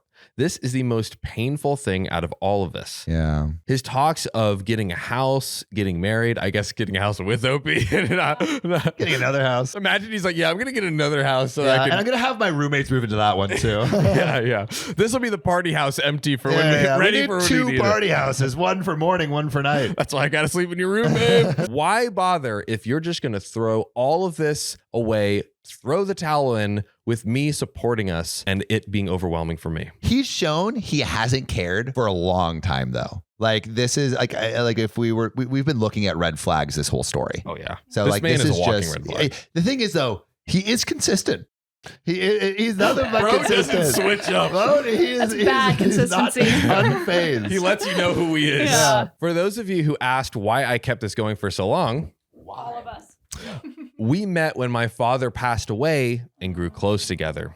I wanted to have him in my life. It was positive and a breath of fresh air from my former partners. Oh. He was kind, sensitive, thoughtful, caring guy when I met him. He even on his own volition promised me he wouldn't be a low-tier dude like the others. But it's like when someone says like I'm super successful, like don't like say that you're successful or like someone says like I'm like a great leader or whatever. Or I'm a nice guy. Yeah, or Yeah. a Have you ever nice had guy. one of those, Danny? Of course. Yeah. Yeah, but you got to believe the actions, not what they say to you. Exactly. Yeah. Exactly. And I feel like if you're like telling me like, oh, I'm a nice guy, I'm like, you're trying to convince me because You're there not. needs convincing. Yeah. 100%. I don't know if he's on the spectrum. Many of you did ask. He's joked about it in the past. He's not a bad guy. I guess he really just doesn't care, and I've got to accept that and try to learn from where I went wrong in the beginning. And there are some quick relevant comments to close us out. Sounds like he was looking for a reason to believe. That is a good point. Believe? To Looking leave. for a reason to believe. Yeah, to believe in me living for free. I think that is the case. He was just waiting or looking for a way to end our relationship. I would have preferred just to have known. Yeah. I mean, not the best way to exit a relationship. Oh my gosh, there's another final update. Oh my goodness. You know what? I painted him in a bad light. Sure. Wait. No. We're not about to do a switch up, are we? Sure, these things happened, but ultimately he's a good guy. Oh, OP. Please don't say you got So back bad. together with him. Maybe we're just not a good fit. Okay. Perhaps. Thank God. I was so worried. Perhaps I went about things in the wrong way by escalating it so quickly. You did not at all. That was not for a year. Come on, girl. Perhaps I'm too quick to blame and not good at communicating in our relationship. Either way, I got the space I so desperately wanted. I appreciate all of your input today. The response was astounding. I guess a takeaway to my failed relationship is to be sure to check in with your partners, where they're at, if their needs are being met, if there's anything you can do, if you're both still on the same page. And listen to the flags. There we go. Two greens. Yeah. We need the opposite. Yo, show them the green one. They haven't seen that. Oh, yeah. Look. This has been hiding behind the green screen, but It's they not- exist. It's not just a ripple in time space of our background. It's the actual. It looks like the wormhole in Interstellar when we wave it around. It's like. Well, what's the real question here? I feel like the real question is when a partner begins to show signs of not caring, like how soon do you listen? Because it seems like she like obviously every relationship goes through like waxing and waning of interest, affection, acts of service, like all those kinds of things. But like how long do you go with it being? It seems like fairly bad. Yeah. And also, I think making sure what your partner wants and needs, like you said before, maybe you only do the dishes, but she does something else, and it doesn't sound like they communicated at all. Yeah. Here's the real question. Here, give me the real question. When do icks become a red flag? Like 3 icks equal a red flag? Because it looks like there was a lot of icky things that did turn into a I red feel flag. like icks over time, red flags. But what do you think? Yeah. I mean, one, it can just give you a red flag. Really? Yeah. I'll give a guy that's like, what if he's like 6'2"? Drinking out of a straw. Oh, you're telling me he's tall? He's tall and he's good looking, but he like drinks out of a straw. I mean, that's fine. Drink out of a straw. Like I can deal with that. Oh, but it is a red flag. That's not a red flag. That's like an Yeah, ick. but That's like an ick. Oh, it is? Yeah, Let's yeah, go. I yeah. told you guys. I told all of you. Bro, everyone said Riley was wrong for thinking that drinking out of a straw is an ick, but maybe it is an ick in LA. I don't know if I definitely can't say this in the pod, but it's because of the way that you're sucking the straw. Yep. Thank you. She gets it. I get I it. will not do it. You almost There you called me go. lacking. Yeah, he was almost going to switch back to drinking straws. What is the biggest ick that you've gotten from a guy? That's a good question. Yeah. You're making me think on my feet. I try. I try to keep it interesting. Ooh, this is gonna sound really bad, but honestly, when they're like too, what is it? Like when they make you like suffocate and they're like too Like lovey. love bombing? Yeah. Yeah. Oh, yeah. You Yeah. get That's like a huge ick. overstimulated. Yeah. So they give you too many good presents. They give you too many rocks. Yeah. Too many presents. Yeah. Too many Yeah. rocks. Too Spend many too rocks. much time with you at once Yeah. in the beginning. Yeah. So just like don't respond. Just like Okay, just let's not give leave them bad on red. relationship advice. Leave them on red. You can't do anything wrong. Yeah, you can't do anything wrong if you lay Oh, no. still. Maybe if I don't move. She won't see what a bad day Oh I my am. God! Only green flags. What? Oh my gosh. Oh my gosh. But you know what is a total green flag? The next story you're about to read. Let's hit it. Let's do it. My girlfriend wants me to evict my roommate because he's trans? I, 22 male, have a roommate, let's call him Alex, male 23, who moved in about 6 months ago. I honestly never considered Alex to be trans, not that I would care if he was, but that's not the issue. He is a short guy and probably under 165 centimeters, 5'5". Keon size. I'm 5'7". But yes, my size. Has a lot of facial hair, muscles, and looks a lot like a short Henry Cavill in my opinion.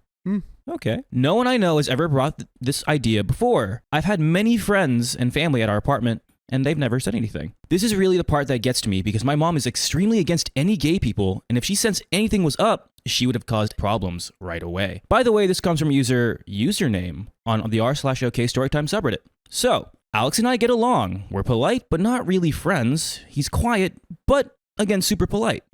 He always pays rent on time, helps with the chores, and even shares his cooking with me. I appreciate having him around, especially because my last 3 roommates were each their own horror story. The issue came up with my girlfriend. Let's call her Sarah, female 28. She came over one day. Alex was shirtless.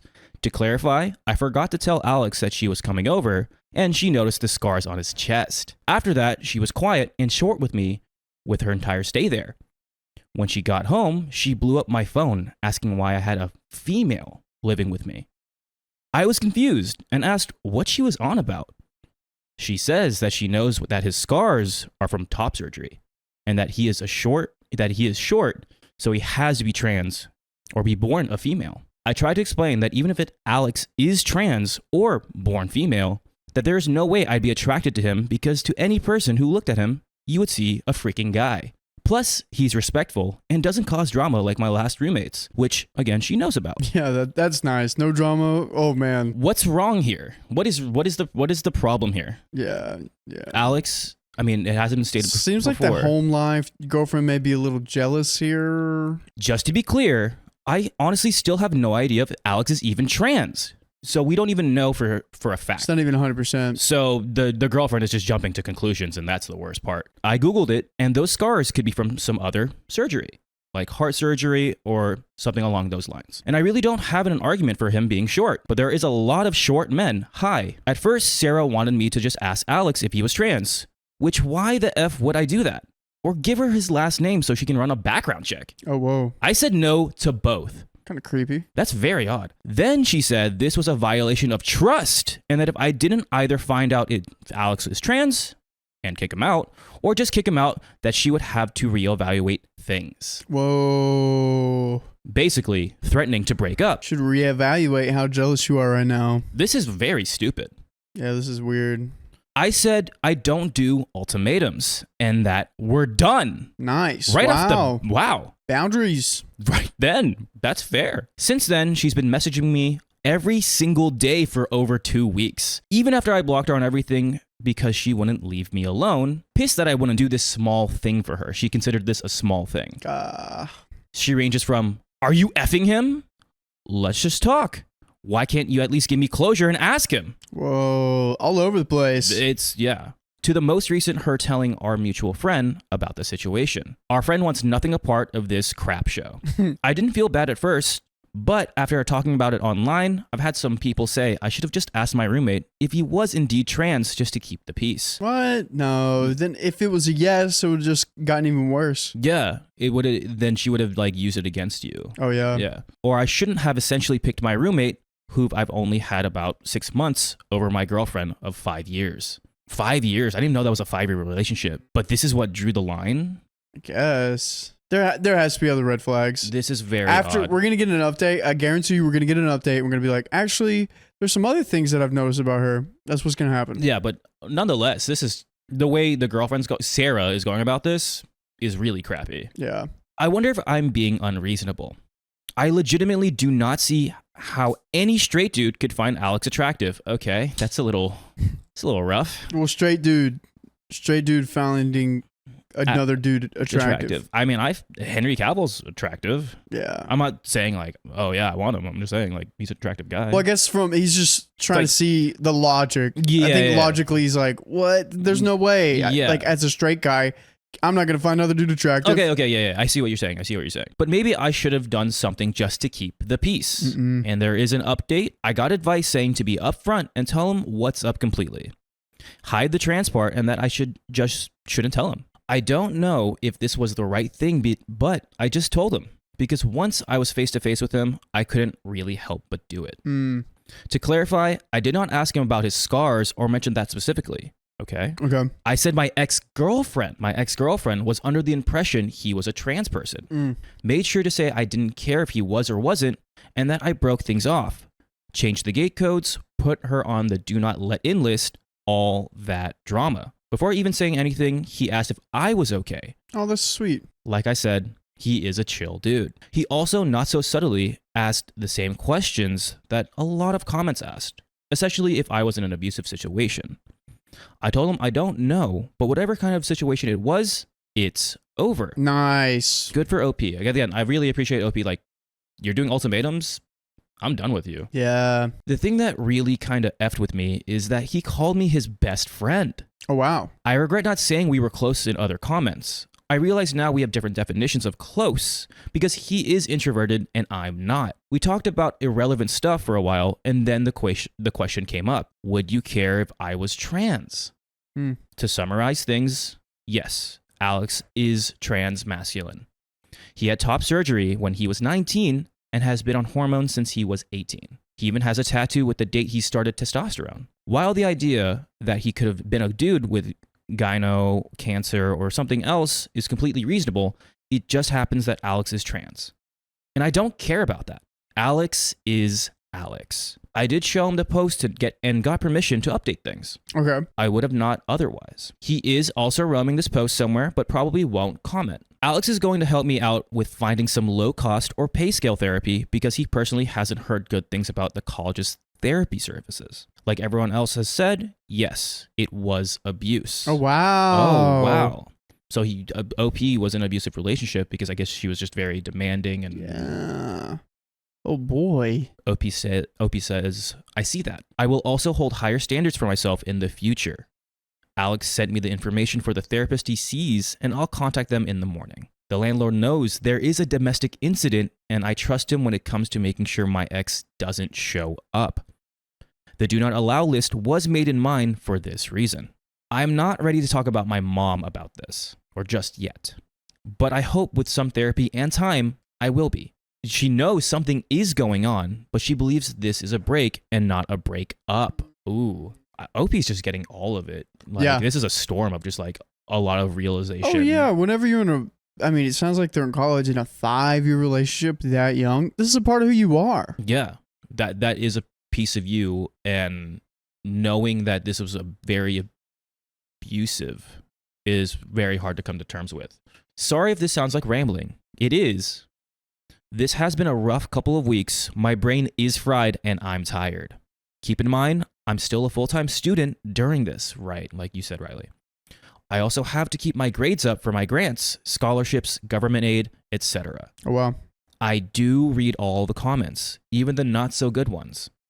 I will try to respond more before I sleep tonight, but just know, even if I don't reply, I have read it. I appreciate all the advice, kicks in the rear, and the sympathy. A side note, I have seen a lot of trans people comment on this post, and I've had a few reach out to me in private. I am thankful for your comments as well. It has brought to my attention how tough things are out there because I honestly felt what I did was the bare minimum and not worthy of praise because it should just be expected. But I see that it is being praised for how low a bar there is when it comes to human decency towards you.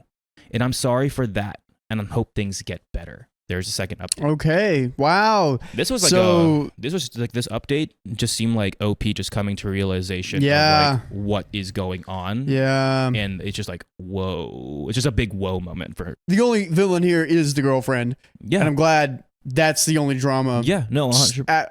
And the mom. The mom is I hope the mom isn't going to be a villain in the future, but it seems like it's going to happen sooner or later, which sucks. Yeah. Because the mom is very anti just LGBTQA. Mm-hmm. So that really is annoying. He realizes I was in a bad situation, and now you're making a good friend out of this. Mm-hmm. You're getting closer with your roommate. Update number 2. I talked to the therapist Alex recommended.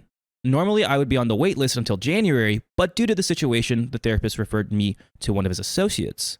And I'll be seen as early as next week. Nice. Great. I was also recommended to attend to a domestic violence support group that gathers once a month. I was originally not going to go because the idea was uncomfortable as F. But Alex said he'll go with me. Oh, wow. So at least I'll know someone there and we can leave if it's too weird for me. Okay, Dude, cool. Alex is, cool. Alex is friend. the best. My mom is aware of the breakup. She is not too happy. I did not mention the trans part. I said that Sarah was being controlling and I didn't want to put up with it anymore. I got the usual, that's a normal part of any relationship, sweetie. Oh, no. comments, but I stood my ground. My mom seems to be under the same delusion as Sarah that this is a small argument or something and we will get back together. But that is absolutely not happening.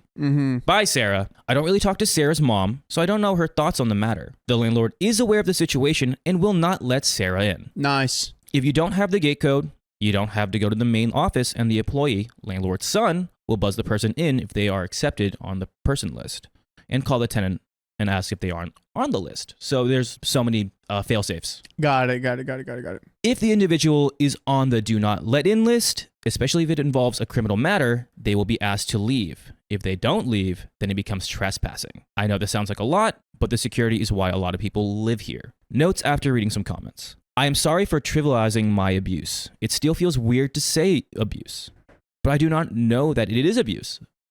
Slapping, pushing, and shoving is physical abuse. Whoa. And if another person came up and told me their partner was doing that, I would call it abuse. It's not that I don't think women can be abusive, but as I said in one of the comments, I don't view it as abuse when it's towards me. This is probably due to being abused by my mom. Oh no. This is wild. Ah, that's so sad. Which I'm going to get help for. For reference, when I mentioned my mom's abuse, it's why I'm low contact with her. The reason why I was extremely underweight as a kid is because she just straight up didn't feed me a lot of the time. Child Protection Services got called a lot, but never did anything. They also didn't take any claims by my teachers that I was being abused as credible because there were no marks or bruises, which has warped my view on abuse. Whoa. Okay, this was like one tiny argument to like the most eye-opening realization therapeutic thing that he's like, I gotta go to therapy. My mom was abusive, but like I never saw that as like a thing. Now I'm like, this is all eye-opening. Holy crap. This is crazy. Going forward, if I date again, then I won't put up with any physical or verbal abuse. As you shouldn't. Yeah, no one should ever put up with that. A couple of comments helped by saying that if I was confused on if it was wrong, to think about if another person was going through it and put yourself in their shoes. That's smart. That's really smart. Which has been helpful in what I feel is right and wrong treatment towards me. Or you know what's at least right? What's that? Joining us live, 3 p.m. PST every weekday. Just tap our profile. Tippy tap tap. Tippy tap tap. Dang, that is kind of crazy how this breakup was probably the best thing that could ever happen to you in your life. 100%. It sucks that there's so much, like I said, it's a big just cloud of like a whoa. Yeah. But great for OP and great that you have at least your roommate Alex supporting you. You got a huge healing journey ahead of you. After a lot of talking, it turns out Alex and I have been friends this whole time. But because I've never had an introvert friend before, I didn't exactly realize. Alex says he didn't want to annoy me by trying to chat with me all the time, which ironically is what I was feeling.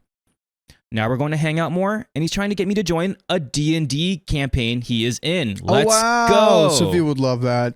And that's the end of the story. Let's go. Okay. So, OP, you deserve a hug. Yeah. You deserve We're giving you a virtual hug right now, virtual OP. hug. There's no advice needed. You have to have a conversation with your mom sooner or later.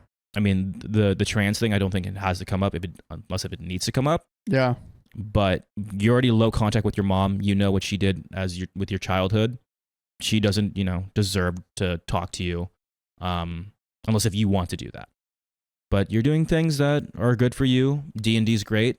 You have a really tight knit relationship with Alex. There's no comments on this. It looks like it just it's just a process. There we go. And that's the end of that story. Is the end of that story. So we'll get you guys at the next one. I had a secret roommate that I didn't know about. And this is a direct OK Storytime submission. This is from one of you guys. Oh my goodness. How did you not know about He's them? living in the walls. He's living in the walls. Hi, OK Storytime people. That's us. This happened back in 2021, but I was telling the story to some friends at a party this weekend and am horrified. They drove me to post it on Reddit, so here I am. We love it. By the way, in the comments, I will allow exactly 0 assumptions about the religion or ethnicity of the people I rented from in this story. By the way, this comes from Arch Angie on the OK Storytime subreddit. So, a little backstory. In 2021, Mike escaped an abusive relationship and lost our housing. Oh, oof. My mother found a basement apartment listed on Facebook Marketplace and sent it to me. $1,000, great for my area, for the studio style basement of a large home, utilities and internet included, small galley style kitchen and a bathroom that was actually functional about 40% of the time. Okay. 40%. That's enough. Sure. I was fairly restricted with what I could do with the space. No painting or putting holes in the wall for decor, but I didn't mind. I didn't have much anyway. The studio had no heat or AC, but they provided me with a window AC unit and a fireplace-esque space heater for the space. The family who owned the home had 4 generations of people living above me, but I didn't mind the noise. When they gave me the tour, they mentioned that the small area of the studio that was sectioned off by false walls was their kitchen storage, pots and pans, bags of rice, and whatnot. And that they access maybe once a week for meal prep and would make sure to call me before they use their separate staircase to go in there. I think that's where the secret roommate is. That would make sense. Seemed like a good enough deal in a really great area, so I jumped on it. For a couple months, everything was fine until it wasn't. They asked me to park several streets away and walk alone in the dark so the town didn't suspect they had an illegal apartment. Whatever, I do it. They said no guests whatsoever, not even female friends. Whatever, this place was embarrassing anyway. Then they started vacuuming directly above my bed for hours and hours right after I got home from my 12-hour shifts. Then sewage backed up in the bathroom and they told me I was responsible for the repair and cleaning. What? Then they got chickens and let them roam free right in front of my door, so I got chased every time I came home. Oh my God. What? Then one member of the home bought a Tesla and entered my apartment with no notice to run wires for the Tesla charger. And all of this, I guess they're able to get away with because it's not like a legal apartment. I guess so. There's no one like she can report it to, Yeah. I guess. I came home that day to all the ceiling tiles on the floor and one of my cats outside. Ah, no. And it continued like this. Basically, every week there was a new, extremely annoying, but not totally danging thing that they did. Whether it was their young son peeping through my bathroom window, Ooh. or the power going out, there was always some BS. But I dealt with it for the sake of having housing. At the end of the day, there was a roof over my head, and I was grateful for that. Then the winter hit. Oh no. They call me, they want $1,200 a month now because their electricity bill went up like crazy because of my space heater. Definitely not the brand new Tesla. Yeah, what? I'm sorry. A little space The heater little that space plugs heater. into the wall? That's generating more electricity than the Tesla? Yeah, if Then it the was Tesla? like an actual heater in the house, like yeah, that would take Yeah. a lot of energy, but not a space heater. Versus a Tesla. Right. A Tesla. That's crazy. They told me they would be willing to compromise to $1,100 if I turned the heater off when I left for work and let my cat stay in a freezing basement. I refused and began looking for other housing options. I think that's, the best decision. One day I worked a 24-hour shift because we were snowed in at my job. Oh. Oof. They were just like, well, you're here. You gotta keep working.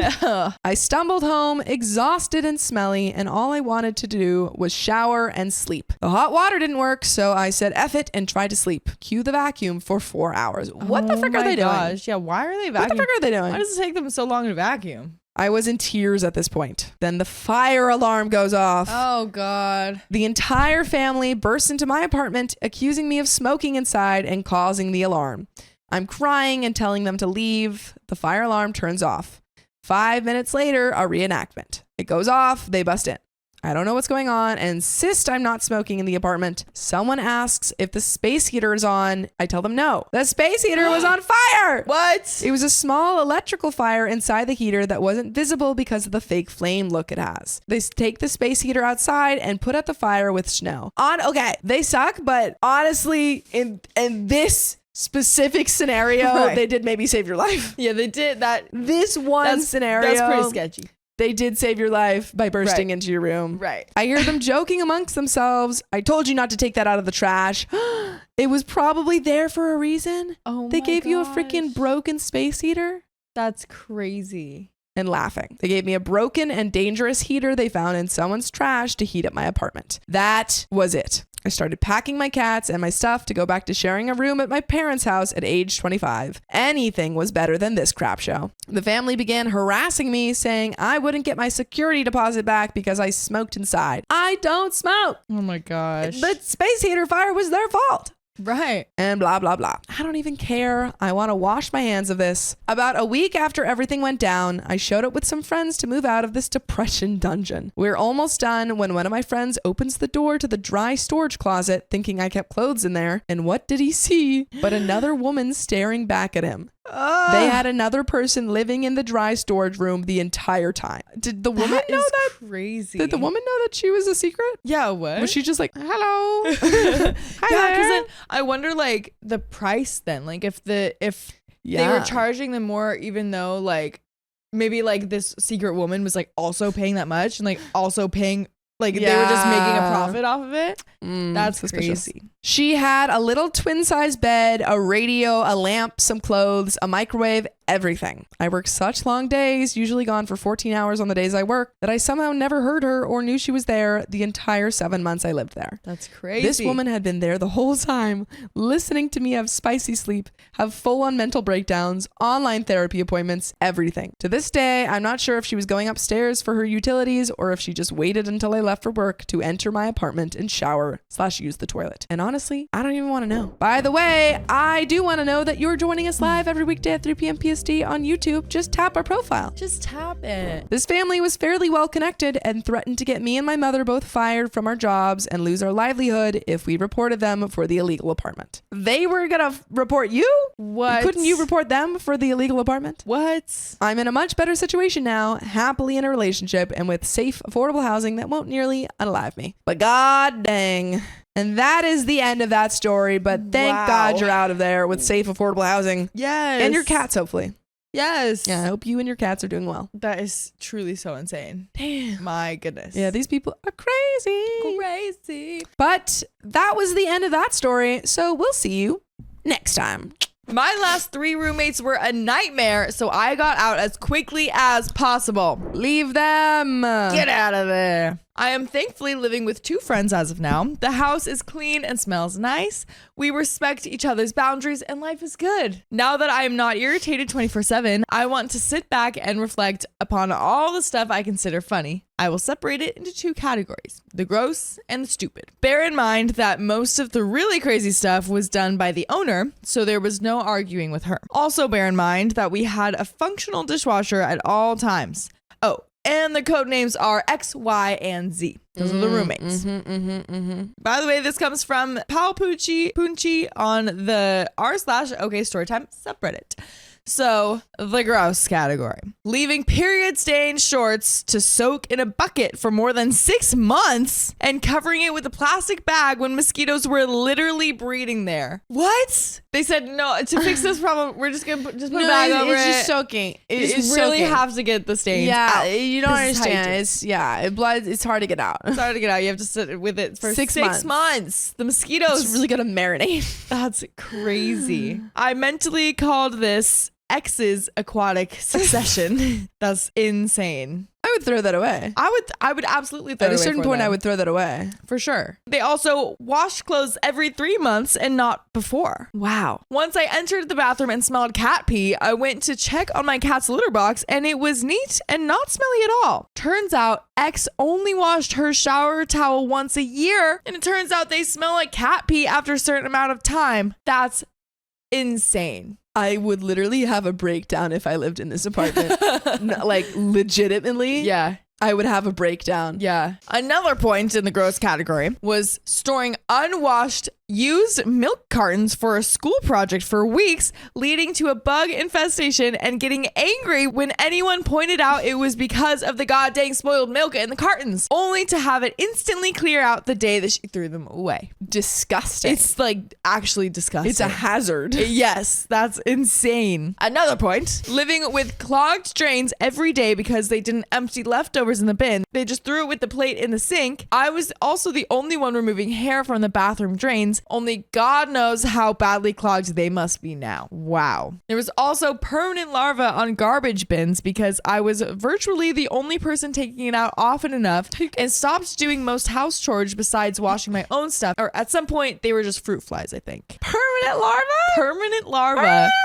I didn't know that was a They're thing. paying rent. This is insane. There's also used pads, yes, plural, glued to the side of the bathroom bin. And this was a regular thing, by the way. There were cotton pads full of makeup on the bathroom counter, also a permanent fixture. Toddler grade messes, and about an hour to cook a simple chicken breast fillet with plain rice. Another point was the owner said, if Z doesn't clean, then I won't either. And the owner said this proudly before not doing a single house chore except the sporadic and badly executed general cleaning for the next 10 months. Wow. There was absolutely no knowledge about cleaning products at all. This meant a permanently smelly house. There was also no cleaning of the air fryer for months because it was mine, so it somehow was my duty to clean it for them.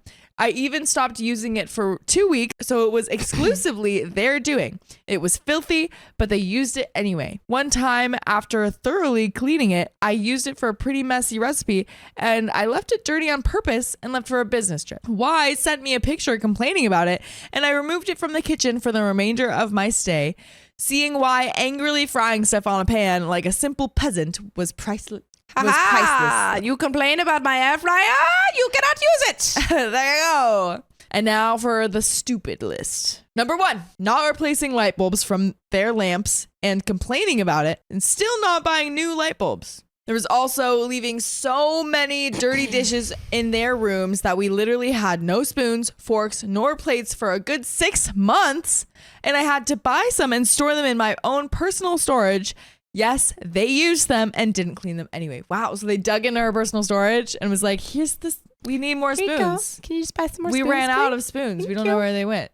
Another point was not calling home insurance ever. So we drank water with small black dots for a year. And they probably still do. That's insane. But that's also like, I feel like Maybe you could have done that part. yeah, maybe you wouldn't leave that to their own. Another point was that there was so much victimization and stupidity, especially from one of them. Oh my God. There was also completely ruining pans and cake molds by putting them in the dishwasher several times and then still cooking with rusty pans. That is really stupid. Ay. There were tons of beautiful plants that the owner let die over time, never taking out the pots, so it was a living room with no shelf space because it was full of dead plants. That's really annoying. Now, this one was wild. Picture this. You are frying something on a pan. The range hood is on.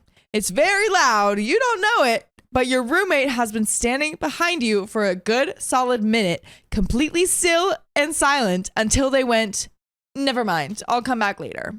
After recollecting yourself, getting scared to death, you politely ask, did you want something? And they reply back, yes, I wanted to. Then getting the fork or whatever she wanted to that is stored beneath the stove instead of using the ample counter space far away from you.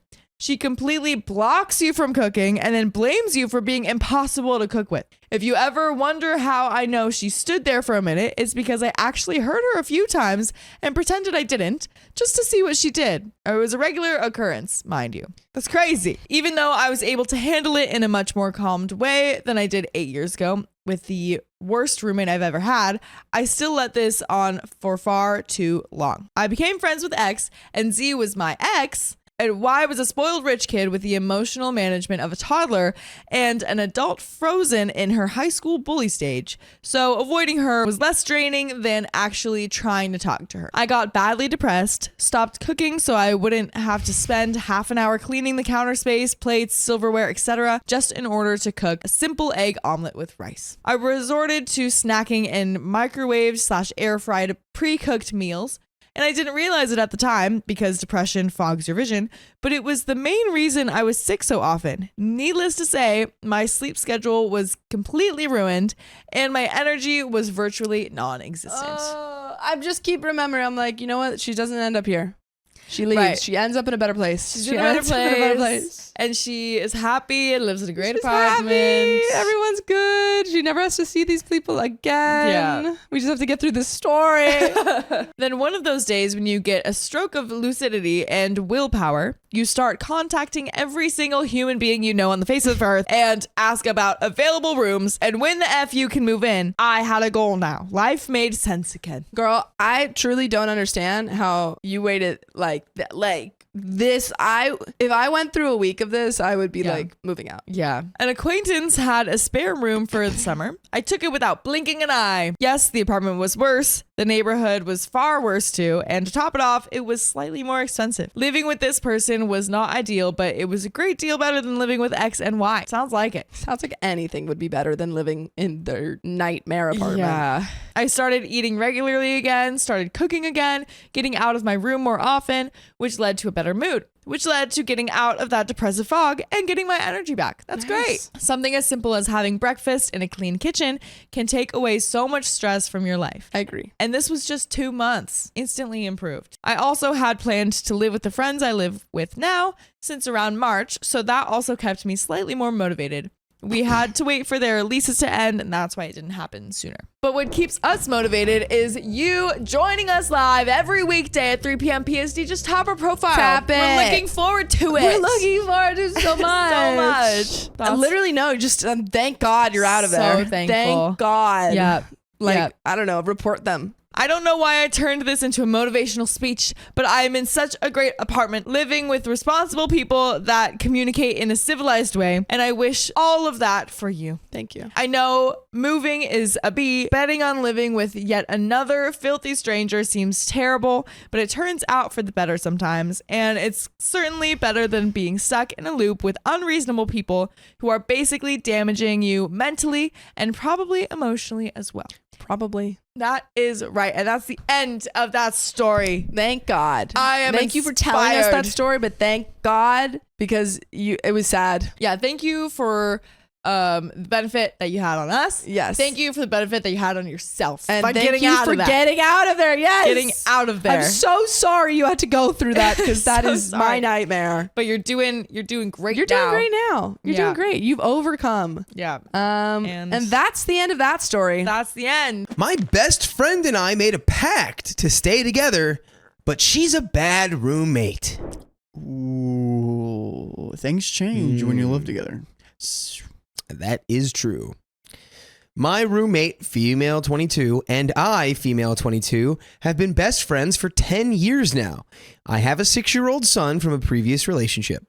In 2022, we both left our abusive/toxic relationships with our exes. Congratulations. I asked her to move into my grandparents' rental property with me in January of 2023. Besties. Yeah, besties. I was sleeping on my mom's couch and she was still living with her grandparents. The move-in would be beneficial for both of us. By the way, this comes from user PrettyBaby3725 on the r/OK Storytime subreddit. So, I have lived in my grandparents' rental property on and off for 6 years now. When my son was 6 weeks old and I was 16 years old, Wow. my mom, my son, and I moved into the property. When I turned 18, I moved into a new house with my boyfriend at the time, while my mother stayed at the property. 4 months later, my mom decided to move out of the rental property, and my grandparents needed new tenants. My boyfriend, Jay, my son, and I moved into the rental property and took over the lease. Nice. It was a bad relationship, and he was abusive towards me. Not nice. In February 2022, Jay got a really good job offer on the opposite side of the country. Our relationship had been rocky for quite some time, so I decided to stay at the rental property until we were both ready for me to move to the West Coast with him. In October of 2022, we decided it was a good time for my son and I to move to the West Coast to be with Jay. He filled me with empty promises of an easier and happier life. I had to get rid of everything I owned, and I sold/gave a lot of my possessions to my best friend. Let's call her Emma. For example, I sold her a 65-inch LG TV for $100. That's a deal of a lifetime. I moved away to be with Jay. Something bad happened, and he threw me out of his house. I had to drive home all alone across 11 states. Wow. Dang. I mean, I wonder what happened. I returned home and slept on my mom's couch for 2 months until I decided that I needed to get on my feet. That's when I asked my best friend to move into my grandparents' rental property with me. She agreed under the condition that she gets to have the master bedroom. Well, Okay. that's kind of lame, but I mean, I guess people get to make conditions. I guess that's weird, but OP has a son, and it's their grandparents' property. Yeah, wait. Yeah, OP has a whole child. Well, I don't know about that, dude. Not a fan. Not a fan. On one condition, I get the best room. Well, Come okay. on. I was desperate to get off my mom's couch, so I agreed. The house is a 2-bed, 2-bath, so my son and I had to squeeze in the small bedroom while she got the master. We were paying $800 for rent, $400 each. So we got a nice family discount. Yeah, $400 for rent is... I'll take that discount. Easy money. She would constantly brag to friends how she got her 65-inch TV for $100 and how amazing her big room was. Oh, come on. Yeah. Come on. What are you the doing? heck? Come on. It's weird. I slept on an air mattress for 2 months after moving in because I couldn't afford a bed yet. Sometimes I would drift off to sleep in her bed and she would wake me up and send me to my air mattress. Oh, no. Oh, come on. This is your best friend? Dang. Dude, best friend is ruthless. Yeah. It was extremely cold in my room, and I was literally sleeping on air, so I would try to turn the heat up so I wouldn't shiver all night. Oh my. Emma is a thick girl, so she runs hot. We would constantly go back and forth about the thermostat. Eventually, I got a bed, and it started to warm up outside. Emma was extremely spoiled by her grandparents. There we go. Uh-oh. There's the missing piece of the puzzle Here as to we why go. she's acting this way. She's entitled, Very entitled. and she believes she earned it. Ugh. She has never had to do chores, cook, or contribute to their household in any way. So when we moved in, she didn't know how to do anything for herself. Ugh. I had to teach her how to cook, clean, pay bills, and just be an independently functioning adult. She had no interest in learning these things, but I forced her to learn anyway. She was more interested in staying up until 6 a.m. playing video games and working the least amount of hours that she could. Her grandparents' coddling was severely showing. I asked her to do one household chore, the dishes, while I would do literally everything else. She would do them once a week and only half of the sink at a time. That's Come on. honestly That's tough. pathetic. Very. Meanwhile, I took out the trash, cleaned the floors, cleaned the appliances, cooked the meals, etc. For a long time, things worked out okay. I wasn't happy with her lack of contribution to the household, but I wasn't mad about it either. I just accepted it. I really love her, so we decided to make a pact. Emma and I won't leave each other behind. We will always stick together until we both can stand on our own 2 feet. Dude, that is I don't know if that's what I would do after everything I just wrote, everything I just read. No, I don't like living with people that are lazy, if that Mhm. makes sense. Because if they're lazy, it's going to rub off on me. Show me your Yeah. 5 friends, and I'll show you who you are. Yeah, your environment inevitably affects you. Like if you've got a roommate situation, their Mhm. vibe is going to impact your vibe and is going to impact your energy. Ugh, but I mean, they've been besties for so long. Yeah. They've been through so much. They're just Like, not compatible living together. Some people can be friends, but they can't live together. true. That is a big Yeah. big difference. Yeah. In November of 2023, I met my now boyfriend, male 36. Let's call him D. Give him a name. Yes, let's call him Dimitri. All right. We're going to call him Dimitri. Yes, we have an age gap, and I don't have the energy to explain our situation, but he's lovely to my son, and I'm happy with him. The problem is, Dimitri lives in a large city 2.5 hours away. Emma and I live in a small town. From the start of our long-distance relationship, Dimitri and I have been discussing our future. We decided that after 1 year of long distance, I would move to be with him. Nice. Dimitri owns his house and has a stable income, while I have a waitressing job and rent the house that I live in. I told Dimitri about my pact with my best friend / roommate.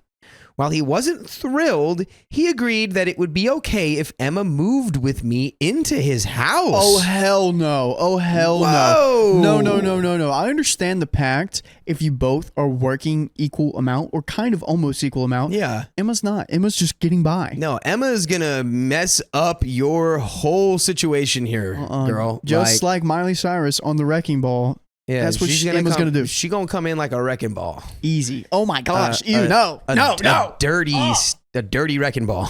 Ew, no. Heck I no. also don't like it gives me weird vibes that Dimitri would agree. Yeah. Also, what is this pact? This pact doesn't feel healthy. No, it was no. It's I like don't the pact. you can not abandon each other and not have to be attached at the hip. Emma's being the tick on OP. She's the tick. She's just leeching off of him. Yeah, that's or the leech. I mean, in this Pick your bug. at this point, that's what it feels like. Yeah. I never pressured Emma to move, but she was extremely excited to move with me. I'm sure she was. She's like, I call master bedroom. yeah, I'm going to sleep in the room with your boyfriend, though. We set a date and have been preparing for the big move. In July of 2024, Emma met her now boyfriend, male 24. I was happy that she found someone to make her happy, but her lack of contribution got worse because she was spending all her time with him. I asked her if she still wanted to move to Dimitri's with me, and she was adamant that she does. I expressed to her that it would make sense for her to stay back home because she has a boyfriend now, but she refused. I got a new one. Like OP just like being like, hey, maybe actually don't move in with me and my long distance boyfriend. Maybe you don't do that now that you have your own boyfriend. OP, have a conversation with her, please. Okay, you might have to actually be firm about that. Yeah. If you don't want her to move, Just don't which do it. I have a suspicion you might not, you got to be direct.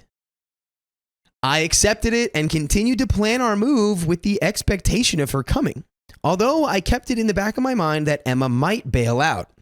I was just hoping she wouldn't wait until the last minute because I was planning my childcare / life around her coming. Oh, okay. What does that mean? She's probably helping out with the kid. You want her helping out with the kid? Yeah, I don't know, man. Dude, she doesn't sound responsible enough to take care of herself. I don't know Yeah. if you should be trusting her to take care of your child. True. Just a thought. Around August of 2024, Emma's laziness was starting to get to me. I would work full time and come home to clean the house, cook dinner, and take care of my son. I paid for all the groceries with my food stamps. I checked the mail and mowed the lawn. She would help me sometimes, but not usually. I expressed my frustration to my boyfriend, and he told me that he had no idea the extent of the situation with Emma. He said he wasn't comfortable having her move in unless she turned things around. Okay, cool. Wow, so Dimitri must really like OP because he got absolutely zero details about Emma. Mm-hmm. He was just like, "Oh, you want her to move in? All right, I guess we can do that. I'm not super happy about it, but we can make it work." Yeah. Oh. That's when I decided to make a Reddit post asking for advice. Some people told me to write down my feelings and talk to her about it. I sat her down and explained that we both need to start better habits before we move into Dimitri's house. Here's a summary of what I asked. Clean up after yourself, help me mow the lawn, try to go to sleep a bit earlier so that we can spend time together, and etc. I was extremely nice and understanding when explaining all of this to her. I mean, yeah, you literally started with being like, it wasn't a you situation. It was both of us have some stuff we got to do. That was already more than I think you needed to do, or not more, but like, oh yeah, that was perfect, like a perfect delivery. I worded my feelings very carefully because I didn't want to upset her or not recognize the things that she does do. I told her I want to start this new chapter on a healthy note. I wanted both of us to do/be better for our future and for our mental health. She took it very well. After our talk, she did start picking up more slack, not as much as I would like, but it was still progress nonetheless. 2 weeks ago, she found out that she needed a bit of dental work done. Okay. She decided that the back and forth with her dentist and her boyfriend would be too much to handle if she moved. She told me she wasn't moving anymore and at the worst time possible. Last minute. 2 weeks before, she's like, I can't do it, my teeth. Ooh. I'm sorry, I'm really committed to my dentist. Dimitri's like, Yeah, Dimitri's like dancing. He's dancing. Dimitri's dancing. Oh, she can't make it. Dang. It worked though. It did work out for Dimitri and probably OP. We were in the car with my son, and I was on the way to drop her off at her grandparents'. Afterwards, she was going to stay the night at her boyfriend's. So she dropped this bomb on me and didn't give me a chance to talk to her about it before she ran off to her boyfriend's for the night. I dropped her off and came home sobbing. I felt like she had just broken up with me. She didn't text me for hours, so I wrote a long text explaining how she hurt my feelings. She called me and apologized. We talked through it. Ever since she told me that she's not moving, she went back to her old ways of laziness in the household. The timing couldn't be worse. Now I'm scrambling to figure out childcare, paying for the moving costs by myself, and deep cleaning the house with no help from her. Damn. She's moving back into her grandparents' house, so she won't have to clean, cook, or pay bills anymore. She's diving headfirst into her comfort zone and leaving me to pick up the pieces. Well, good news, OP, is that you just dodged a bullet. Yeah. If you did move in with her and she moved into Dimitri's It with would have you, been so bad. this is the exact same thing that would have happened. Yeah, you and Dimitri probably wouldn't have a relationship for very long. Yeah, she would have blown up your yeah. entire life by refusing to change. While I understand that this is the best situation for both of us, I'm heartbroken, but I'm also mad because she waited until 3 weeks before the move-in date to bail on me. I'm disappointed that she doesn't want to progress and become a better version of herself with me. I still think she's capable of doing it. I just worry about her because she lacks the ability to do anything outside of her comfort zone. I was constantly pushing her to be better, and I think she's finally just given up. She told me something that irritated me. She said, quote, "Don't replace me as your best friend when you move to the city." That's extremely unfair of her to ask that of me. I deserve a best friend in my new life. I don't want to replace her, but she won't be around anymore. So what do? What are you guys talking about? You guys can still be best friends. Yep. Just like, I don't, like, what is this is thought of kinda like weird. they need to be like attached to each other to be best friends? They probably haven't had a long distance relationship, and they've probably been really close with each other their whole lives. And two, they got out of bad situations together as well. Yeah, they've been through a lot together. So they healed for together. Sure. And I guess they are young. I don't know. I mean, they're not that young to the point where it's like, you can maintain a relationship with someone you've been that close to over a long distance. OP probably hasn't moved out of her hometown yet either. So she hasn't like experienced that. I thought she left and came back. I'm not. She did for a little bit. Yeah, she did. She went. She never went mind. I take to it back, California, came back. So she went through that whole experience with her like trash ex-boyfriend, ex-man. Well, anyway. My move-in date is in 4 days, and my boyfriend has been extremely helpful and understanding. W. Dimitri. I got my dream job in the city, and I'm excited to start. Hey, congratulations. My son will finally have his own room, and I'll be able to afford the things that I couldn't anymore. My son has always wanted to play a sport, and I've never had the time or means to make that happen. But now I do, and I couldn't be happier. Let's go. Yeah, that's making me smile. That's great. I appreciate my boyfriend so much. He is building an amazing, healthy, and stable future with me, and I couldn't have asked for a better partner. While I'm sad that Emma won't be a part of my life anymore, I'm happy to start a new chapter.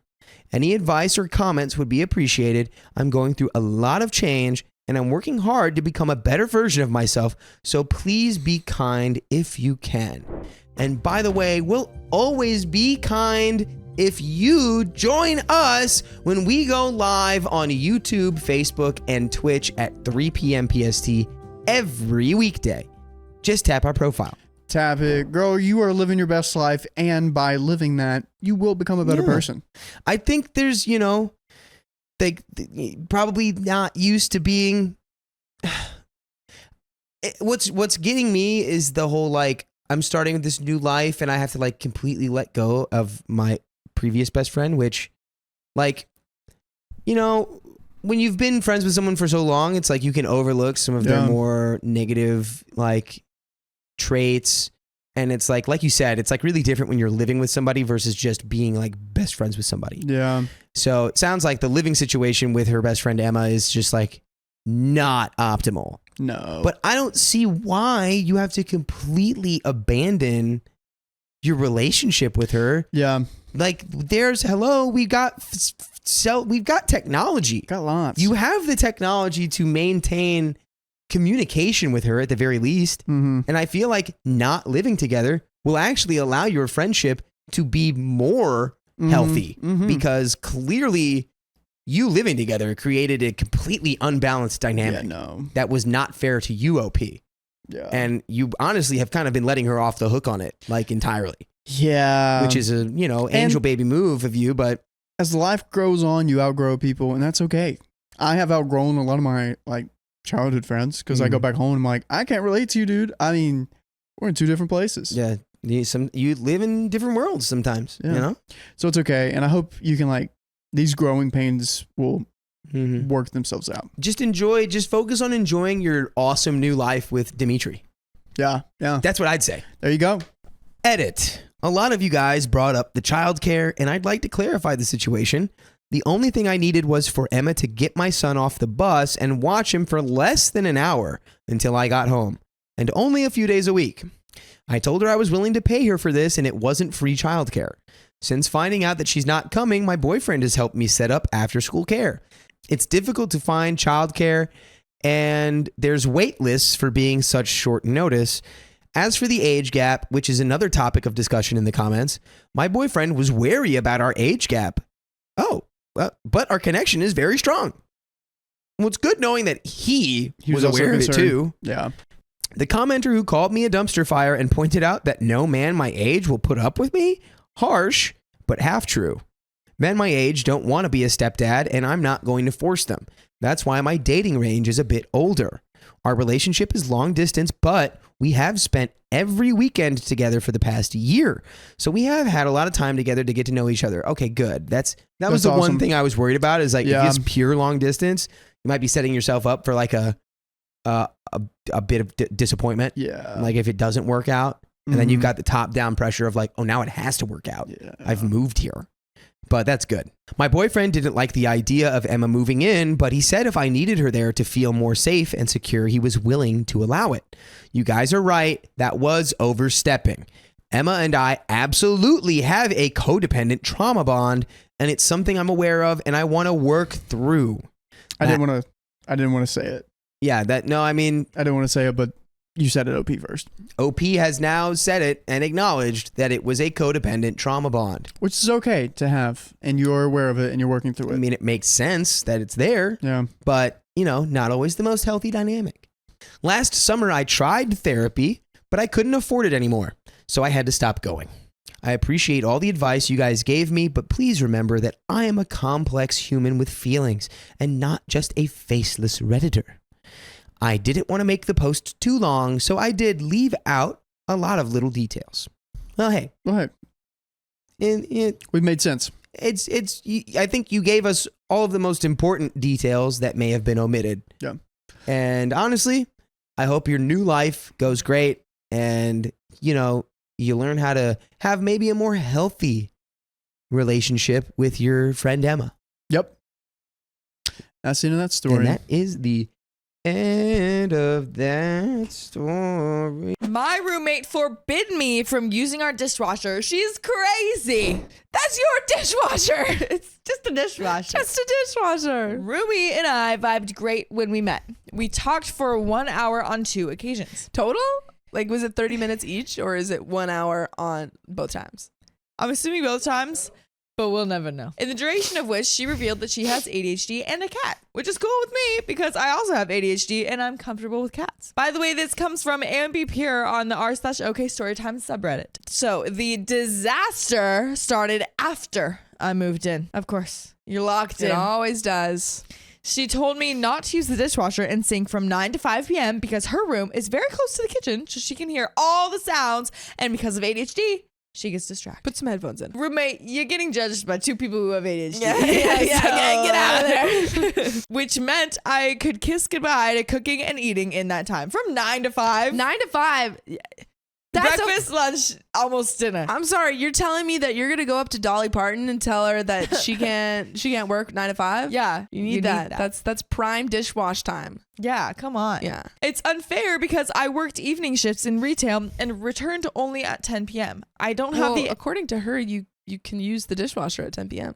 Well, yes. However, she says, I don't have the energy to cook a meal and clear up the sink at night. There you are. There you are. Due to her ADHD, she needed all the stuff to be done after 7 p.m. until 11 p.m., which she said initially, why are there such strict rules? So many rules here. And it's like, that's the whole day. the You're whole blocking day. off the whole day. Wait, so you have 5 to 6. Yeah. Or 5 to 7, yeah. 5 to 7. You got 2 hours. 2 hours. To do everything, eat all 3 of your meals, and wash all your dishes. You better, or you can't eat or clean. She revealed that she had clinical depression. This isn't a disaster, but for later context. She told me that she needed me to take care of the cat while traveling, and I was surprised because this was never the deal. She assumed that me being comfy with her cat meant I could take care of it. Comfort levels can be different for different people. I got real comfy with her cat, and she liked it. She can ask if you can take care of the cat. Right. She can be like, hey, would you be able to like cat sit for me while I'm gone? Yeah. She can be like, you're cat sitting. She told me that if I could take care of her cat, then she would take some money off my rent. Okay.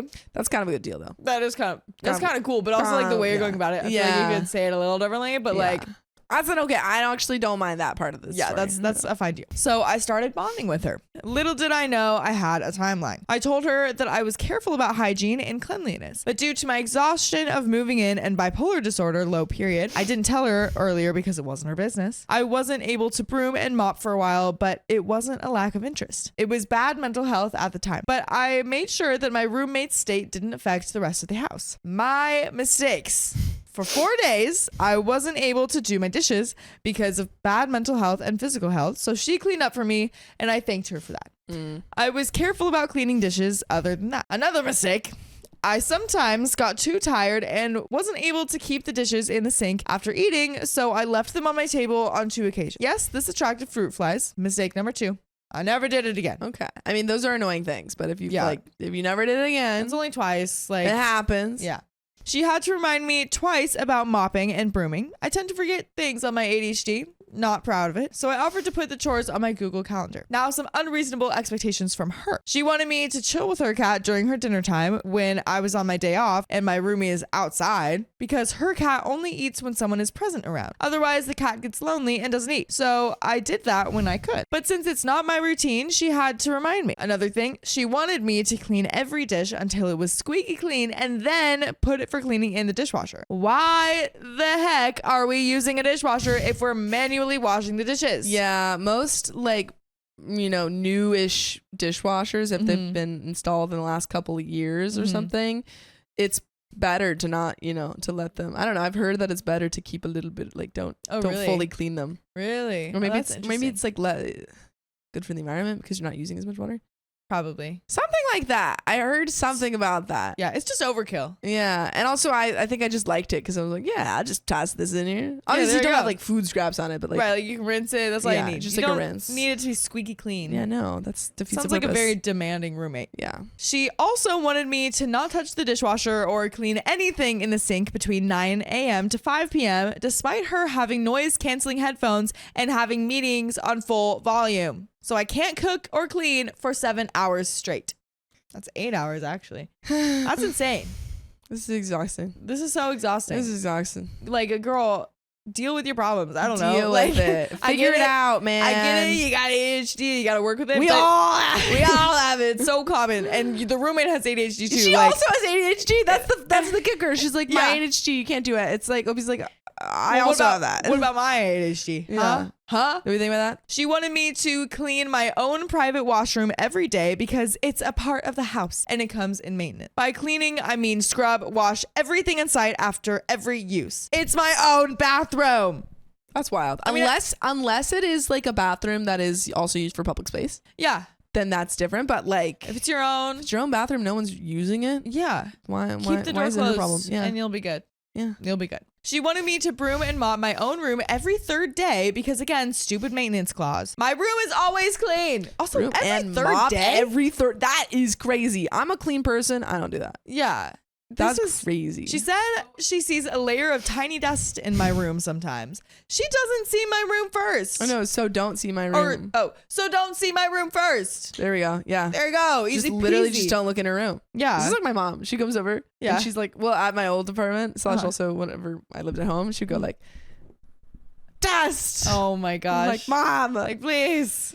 dude, half of the things that you're complaining about are OP's room, private room and private bathroom, and then you're complaining about her not watching your cat. Yeah, like you gotta let go of control, my dude. Like you must release it. So now, when crap hit the fan, she sat me down and had a talk about her concerns. I told her we can find a common ground if she's facing issues and I can work around that. I told her my alternatives. She said I lied to her about being comfortable around a cat because she expected me to take initiative for taking care of Lucy and ask about her eating, sleeping, and food. Dude, it's not her cat. Yeah. It's not her cat. OP does not have to take initiative for not her cat. Comfortable means like you're okay with it being in the apartment. Yeah, it's like I'm okay with it chilling, man. Like that's all that means, girl. Yeah. She said I lied about being clean. I told her it was a bad mental health phase, sadly, when I moved in, but I picked up the pace. I cleaned well. She said she never saw me clean the washroom since I moved in. I never dirtied it in the first place. I'm a clean person. She said I lied about being hygienic. And I also told her that I would start opening boundaries with Lucy because her owner is my roommate. I am someone who is strict about my boundaries. My roommate told me specifically not to leave my door open or the cat will go in. So I never did. I shut the door if she tried to go in. 2 weeks later, she told me, why do you always close the door on her? I said, you told me not to let your cat in the room. And she said, at some point I expected you to let her in. There's a lot of expectations going around without a lot of conversation and talk. Right. And then there's conversation. Yeah, and then the expectations change. Yeah.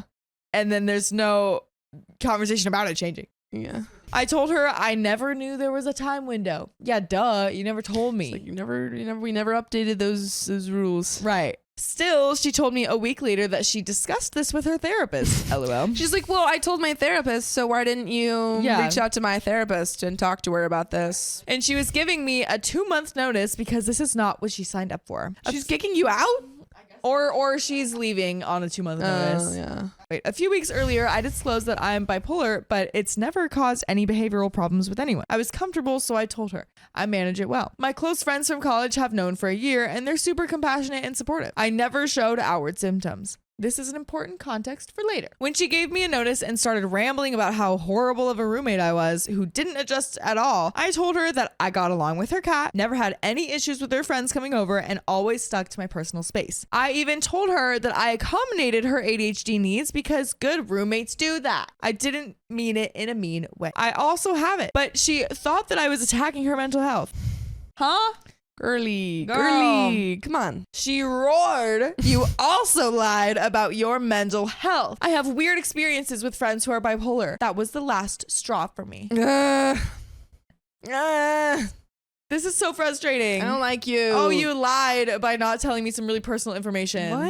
What? I don't like this roommate at all. I hate her. She can move. Yeah. And then get another roommate and have the same issues because she's not going to be a good roommate to anyone. You need to live on your own, girl. Yeah, live on your own or like suck it up. Yeah. She needs to get a slap in the face of the real world. Mm-hmm. I shut the door on her face and told her not to talk and cried for 3 hours. Oh. And then ended up late for work. I told her that I was just saying I am being a good roommate and saying your ADHD is not a problem. I created my routine around it. She said, I never said your mental health was an issue, but I just don't like being lied to. I also said, I don't talk about my bipolar until I'm safe with the person because it has such a crappy stigma around it. ADHD doesn't make people think about unaliving and psych wards. Bipolar does. I don't want anyone judging me for it. And she literally said she has weird experiences, so I don't want to talk. She said, don't bring up my mental health and I won't talk about yours. I will fight even if you don't want to talk about it. This has been a horrible experience. We didn't talk for a week. After the fight now. I assume it got worse. I'm guessing. I would hope it doesn't. But I don't think that's don't have high realistic. hopes. Not at all. She mandated monthly cleanliness checks of my room and bathroom. Who is she? The police? This is crazy. Like, she's not your landlord. Literally. And also, your landlord can't tell you to clean your bathroom every week. She took pictures of the smallest dust or water stain or dust particle and called them violations. Girl, I am so angry at this roommate. Oh my goodness. I hate her. Violations? You're violating. You're literally a roommate. You don't have any power here, girl. No. Be power. gone. No power at all. She reminded me of the smallest things that weren't an issue earlier. Use this cloth, use this dish, do this time. She texted me for the smallest things because I didn't want to see her, honestly. I stopped making sounds after that. She started telling me to not use the sink for soaking dishes at all. Straight away, clean and put it in the dishwasher. She was trying to push me out of the apartment. My mental health got totally, genuinely effed. She also kept passing condescending remarks about my hygiene and personal habits and how she was exhausted cleaning after me. I cleaned everything after myself.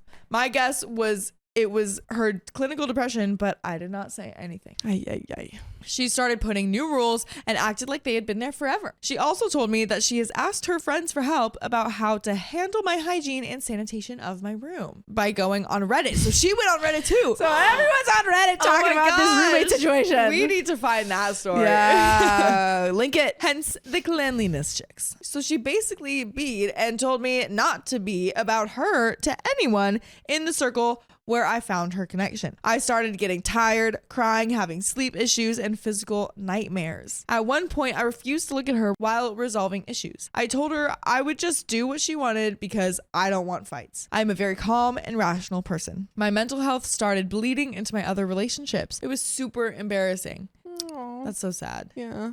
Eventually, I realized that she was planning to show the apartment room to her friends because she had already beat about me to them, and I'm sure she was looking for someone who already knew everything about her. Fair disclaimer, I also found a book of witchcraft and spells in the living room one day, and it was hers. I don't know what to think about it anymore. She's trying to cast a spell on you? I guess so. Is that But- what's going on? She's like some sort of like bad She's roommate like, "You spell, suck." but guess what? The thing about spells is that they can backfire. Yeah. And if you're be not careful. cast on you Mhm. instead. Karma. My health has been royally effed for a couple of weeks now. I don't know if I'm being paranoid, but I am not ruling out her doing some voodoo crap on me. She also has installed a cat cam in the living room for when she's away, and she has been giving me 1 day heads up for everything because she knows I have no. I hate her so much. She's really so much. So- like, truly, I think just get out of this situation. Get if you out of can. there. Whenever the lease is up, go. My privacy is basically gone. I am watched in the living room. I am being texted relentless reminders about chores I'm already doing and every stupid, annoying task of leaving the sink empty, doing laundry, closing lights, and using clothes. I will unalive someone. But our relentless reminder is that you should join us live on YouTube every weekday at 3 p.m. PST. Just tap our profile. Just tap it. Just tap it. No Please. pressure. We're just there Just for tap it. But there's another little update, but Gotta get out of there. also try. I have a feeling that OP is just avoiding it, which is so fair. Yes, true. OP is probably like try to speak back or something, think but so. I would get a little stern with Get a little- this. get a little with this stern. Put girl. your foot down. Don't have to yell or anything, as we've previously discussed in other stories. That you don't have to yell at your roommates, but you could get stern and be like, "Hey, Yeah. I'm doing this." Drop it. Drop it. Ah. Current update: I have detached and I am looking for a new place. Woohoo! Woo! Yay! Solution. So, what's your opinion on the situation? Who is the a-hole? Who is in the wrong? What could be fixed? And what was genuinely demented? Spill it. Okay, so not much of an update, but what do Yeah. we think? Yeah, no, you're not the a-hole. I think, you mentioned a couple of your mistakes, which weren't good, but if they weren't ongoing things that she had to constantly remind you, then you're fine. And I think it's totally unreasonable for her to be like, you have to keep your room clean to my standards and your bathroom clean to my standards. Right. And you have to watch my cat. Yeah. It's like, who are you? Hey, My well, mother? yeah, the queen. The queen? Who do you think you are, the queen? Not in here. Not, Not in this here, apartment. mate. Not here.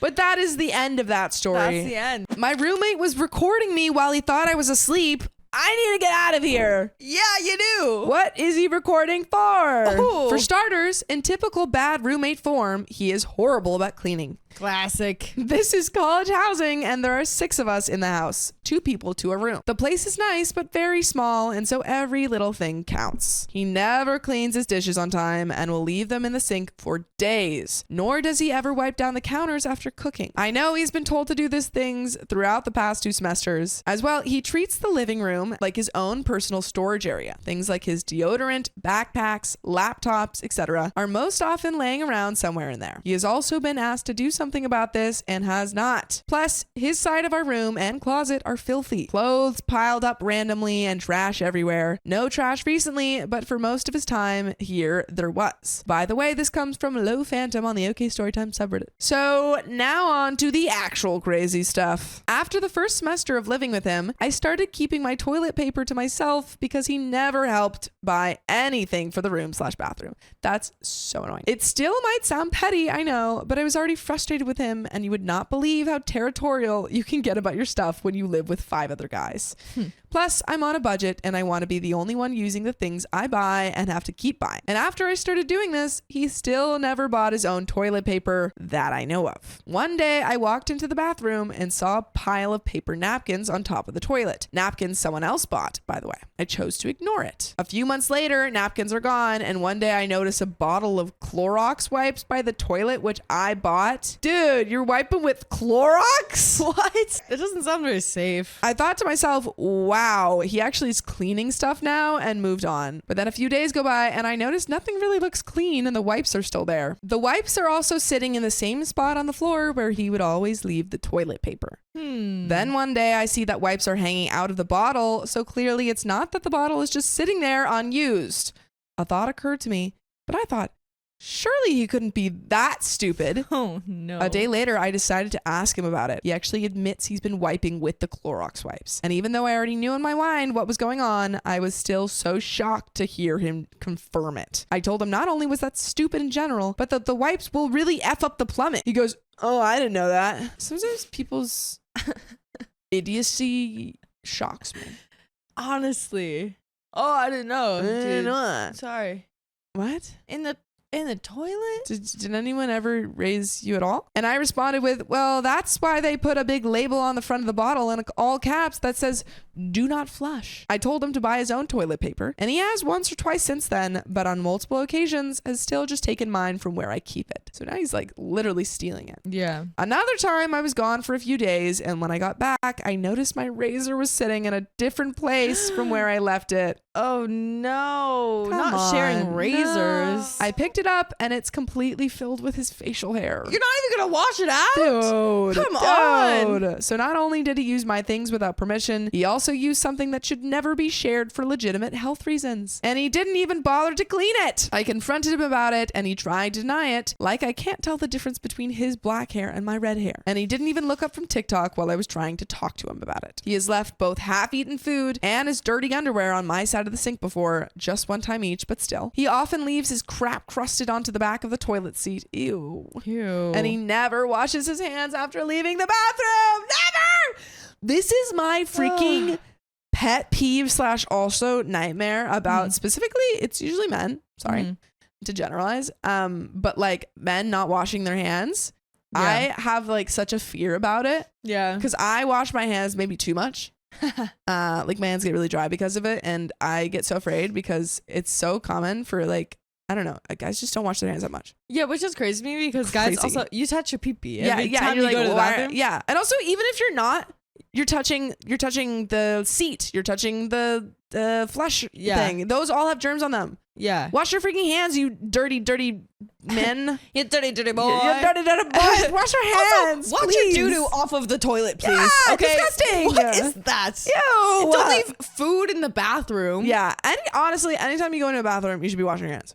Yes. One creepy thing is that he obviously frequently digs through our bathroom trash. What is he, a raccoon? I don't know why, and I don't think I want to know, but he does. Often I will find things on the floor next to the bin that I know I threw in the bin. I also notice that things in the bin will be on the top of more recently thrown away things, or something will be in an obviously different place. For example, I threw away an empty package of wipes face down, and a couple days later, the package was face up in the bin. So that's really weird and gross. This also makes it even worse that he never washes his hands. and he can't even be bothered to put stuff back in the bin after creepily digging through it. As well, our dynamic is just insanely weird and awkward. We never talk, ever. Not a single word. Not even like, hey, I can turn the light off, I'm about to go to bed or something. The most we have spoken since when we first met was the first time I told him to stop doing something, like using Clorox wipes as toilet paper. I will be the first to admit that I'm very introverted and can be a little awkward sometimes, but our dynamic is largely not my fault, at least I don't think. Oh, despite me typically being very quiet, the first few days when we met after he moved in, I made effort to make conversation and get to know him. He reciprocated none of the effort. He could not have possibly cared less. And this is even more weird because he's very extroverted and social. He talks to everyone else in the house, has multiple friends on campus, and goes out to places with people constantly. But for whatever reason, he acted so weird and awkward around me from the beginning. He moved in during winter break while I was gone, and I had texted him a couple weeks prior just to introduce myself and let him know I added him to the house group chat. It was a very friendly and normal message. A couple days go by, and he likes the message. Doesn't even respond or say anything in return. It was mildly off-putting at the time, but not very. But when I walked into the room and met him for the first time, he was super weird. He acted like he had never seen another human before. I don't even know how to properly describe it. A few days of this and I gave up because, like I said, I am very introverted and I'm not going to waste my time with someone who clearly doesn't give a crap. So we never speak and it's really weird. Last thing, and one of the worst, is that I am 90% sure he was videoing me while he thought I was asleep. I was laying in bed facing away from the door and had just woken up, so I was still kind of out of it. And he was in the bathroom talking to a friend on the phone. He comes out of the bathroom, and the moment he walks into the room, I hear him pause and he whispers to his friend, hey, FaceTime me real quick. Then they whisper a few more things, including what might have been my name, and then he left the room. It isn't necessarily danging, except he whispered about FaceTiming, and he never lowers his voice when he's on calls with his friends. Oh my Doesn't gosh. matter if I'm asleep or not. He always talks very loudly and like I'm not in the room at all. If I had heard them on the call say something that confirmed he was showing me on the call, I would have confronted him and gone to housing, but I'm not sure and can't prove anything. In case you're wondering, I know he isn't doing some of these things like the toilet paper stuff due to financial issues. For one, my college is fairly expensive, so if you were so broke that toilet paper was a risky purchase, you wouldn't be here. I ain't trying to flex with that. I happen to get good scholarships, otherwise I wouldn't be here. LOL. He also buys himself groceries all the time. I have been sick of this for months, but I have reached my breaking point with the bathroom trash and FaceTime thing. I really want to meet with housing about him, but I'm hesitant to because our housing department is horrible and they resist intervening with anything because we're adults and we should take care of things ourselves. He sucks and that's so creepy. So creepy. So uncomfy. Yeah. Ew. Honestly, that is a fair expectation 99% of the time, but this really seems like it would be worth a formal complaint, but I'm not sure. To be fair, though, I have confronted him some and I have not said as much as I should have because I hate any level of confrontation. By the way, we love all levels of you joining us live every weekday at 3 p.m. PST on YouTube. Just tap our profile. Just tap it. And there is a little bit left to this story, but what are your thoughts? Ew. Ew. Yeah, lots of ew in this situation. Because, okay, gross, stupid cleanliness stuff at first. Yeah. And then we got Creepy. into digging into the bathroom trash can. You know? Yeah. Weird. Why?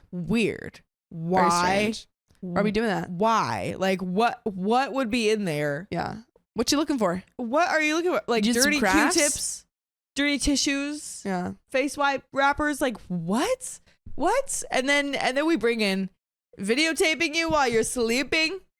All icky. Yeah, I feel like you gotta like put locks on your door for sure. Yeah. For sure. Maybe even if he's like taking your stuff or something like that, keep all of your stuff just in your room, even if it's like toilet paper. And you get those type of locks that are like, you know, even if you can't change the actual doorknob, you can get like temporary lock things. Right. Oh, and also go to housing. I think this is fair. Yeah, for sure. Yeah.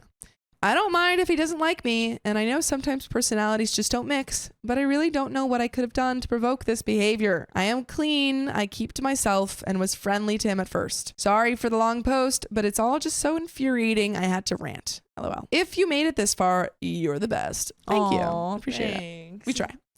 But that's the end of that story. Ugh. Yeah, you just gotta go to housing. Gotta start confronting him about these things. Yeah. It's very icky. My roommate is a liar, so I broke his laptop. Cheater, cheater, pumpkin eater. Get your laptop freaking broken.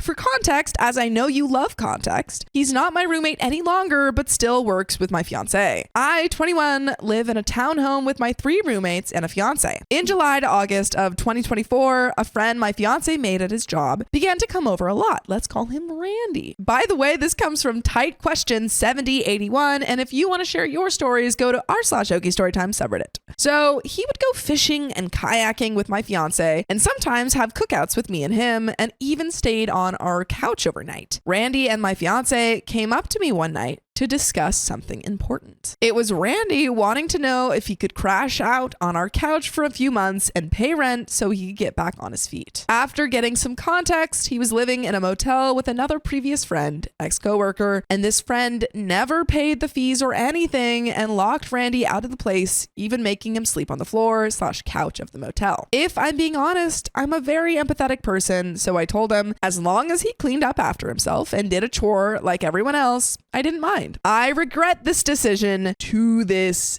day. I mean, it's really a toss-up with roommates in general, but then to also let, someone stay in your house who isn't necessarily paying rent. Right. It's a risky It's situation. risky. Fast forward to a month into him staying with all of us, and issues began to flow in. I'm not a doctor or anything, but he was a classic narcissist. He never felt the need to do chores because out of everyone in the apartment, he worked the hardest job. For context, he's a mechanic, but so is my fiance. My other roommate, let's call her Lily, is a cook at a very busy diner. My other roommates have gas station jobs, but they are not easy by any means. He always sexualized Lily, who he mentioned one of the first times he came over. She was cute, but we told him she's gay.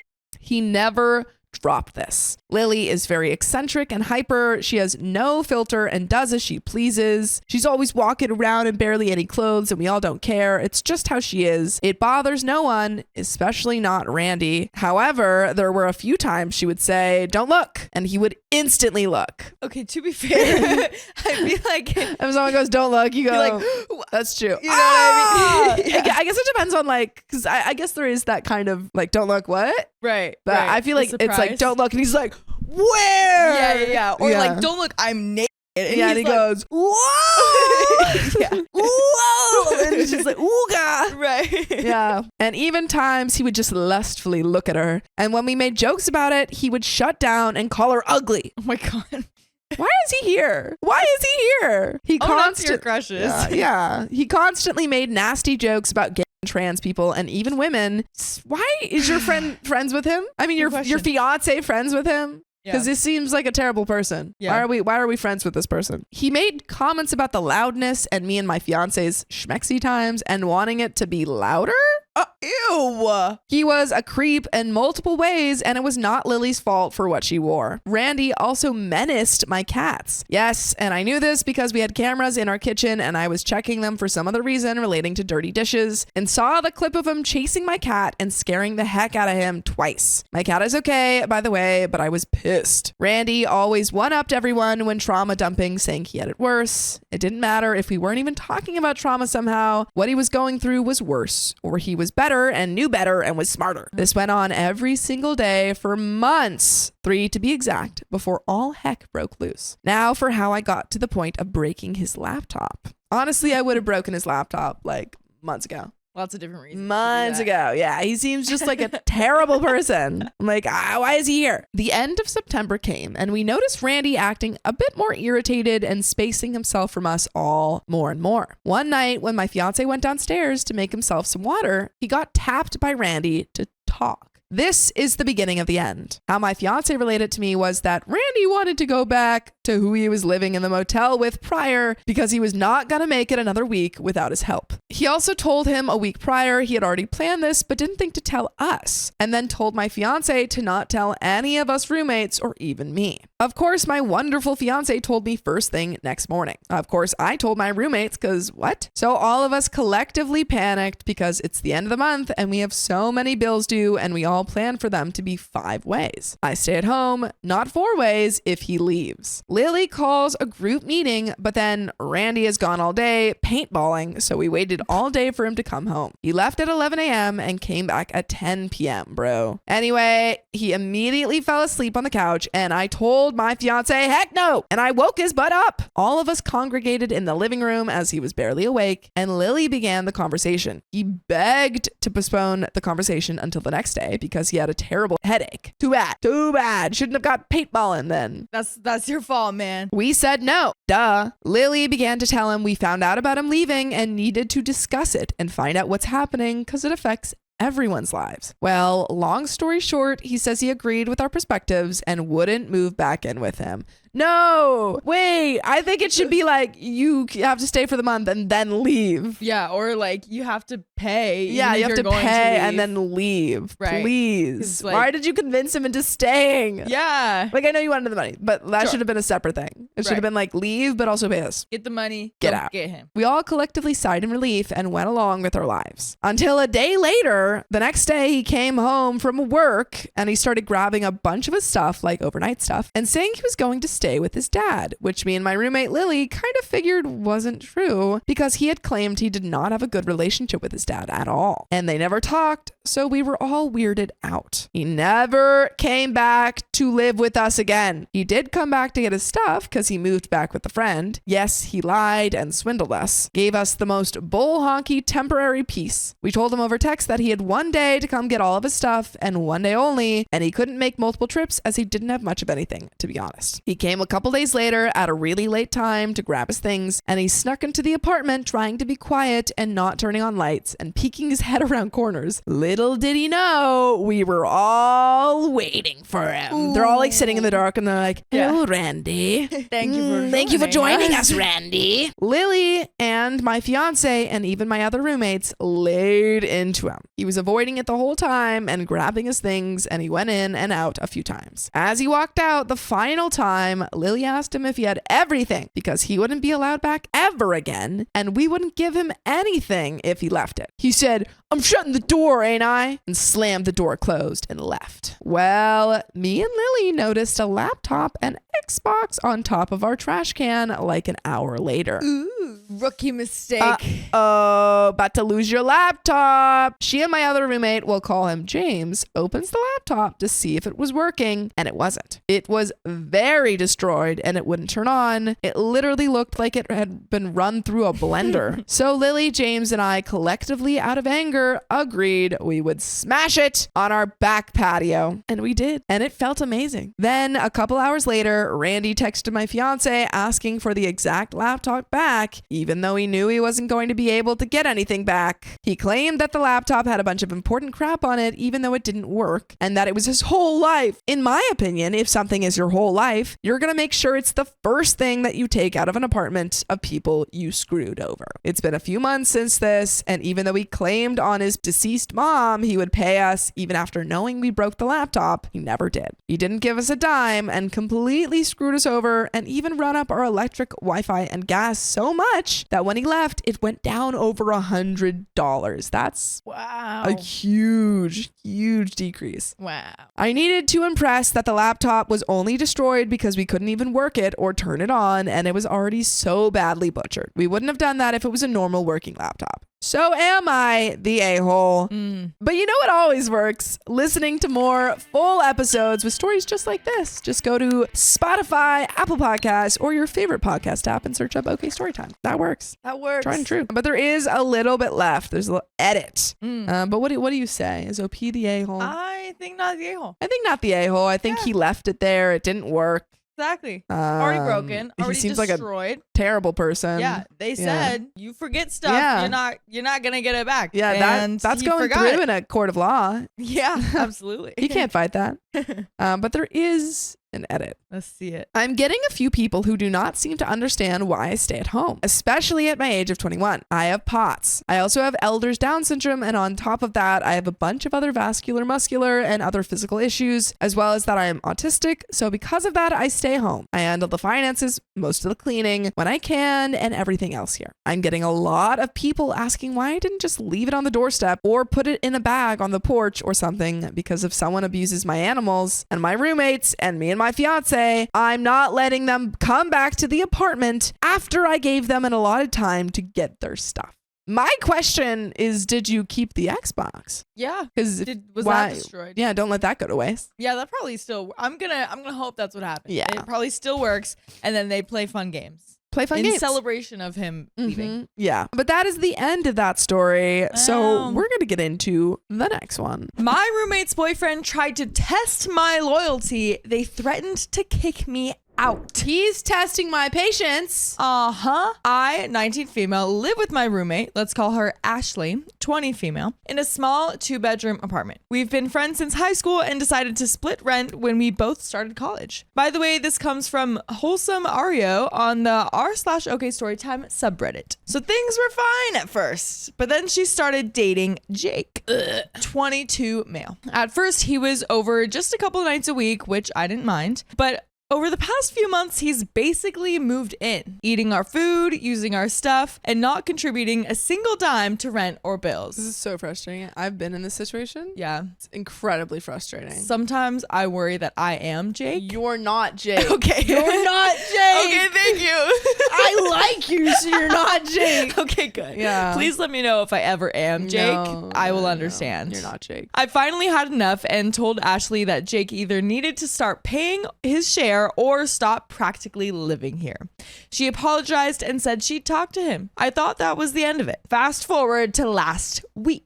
I was getting ready to head out to a late night study group when Jake cornered me in the kitchen. He told me he wanted to test me to see if I'd be a good person to live with full time. I was confused and asked what he meant. He said that if I wanted him to pay rent, I had to prove that I was roommate material by showing that I could handle sharing the space with someone like him. He then gave me a list of rules he'd want me to follow if he officially moved in. Things like doing my share of cooking even though I already make my own meals, not bringing any guys over. I'm single, but why is that relevant? Also, he's over. I'm Yeah, sorry. he's the guy that's she's bringing not over- allowed to bring over guys, but Right. he's over all the time. That's crazy. And being respectful of his gaming time by keeping the Wi-Fi free during his streams. This is ridiculous. I laughed in his face and told him there was no way he is moving in. Good. Yeah. Good. He got pissed and told Ashley that I was being unreasonable. She confronted me and said Jake was just testing the waters and that I should have been more open to the idea. She accused me of being jealous because I'm single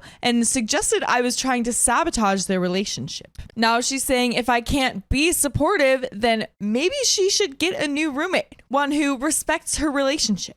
Maybe just move in with your boyfriend and have Yeah. him pay the rent. Also, I don't think she knows how a lease works. Right. Like there's a time crunch. It's just There's a time limit. Maybe I need to get a new roommate. Like, Like it can you happen can't just on kick the her dot. out. Yeah. Right. That's so insane. I think this is completely insane, but Ashley and a couple of her friends are siding with Jake. They're calling me selfish and controlling. That's so crazy. I think they've been misinformed. Absolutely. So am I the a-hole for refusing to let him move in after his ridiculous test? And there are some relevant comments, but what's our answer? Not at all. Not at all. Not at all. I hate this couple. It's so silly goose. It's all of it. so silly, Goose. You're so right. This is ridiculous. Yeah. No, I think like when you are a partner and you're like coming over and staying in a person's house and stuff, it's just about like respect and making sure like one, you're not taking over like a common area, Right. or getting in people's way, Like a leaving lot. your stuff Leaving everywhere. your stuff. Yeah. I was in a situation where people were leaving all of their stuff in the sink, and I'd be like, now And I they have to weren't clean up paying your rent? stuff, and they weren't paying Oof. rent. That's Yeah, tough. or like you're constantly here. It's not as much of an issue because we're all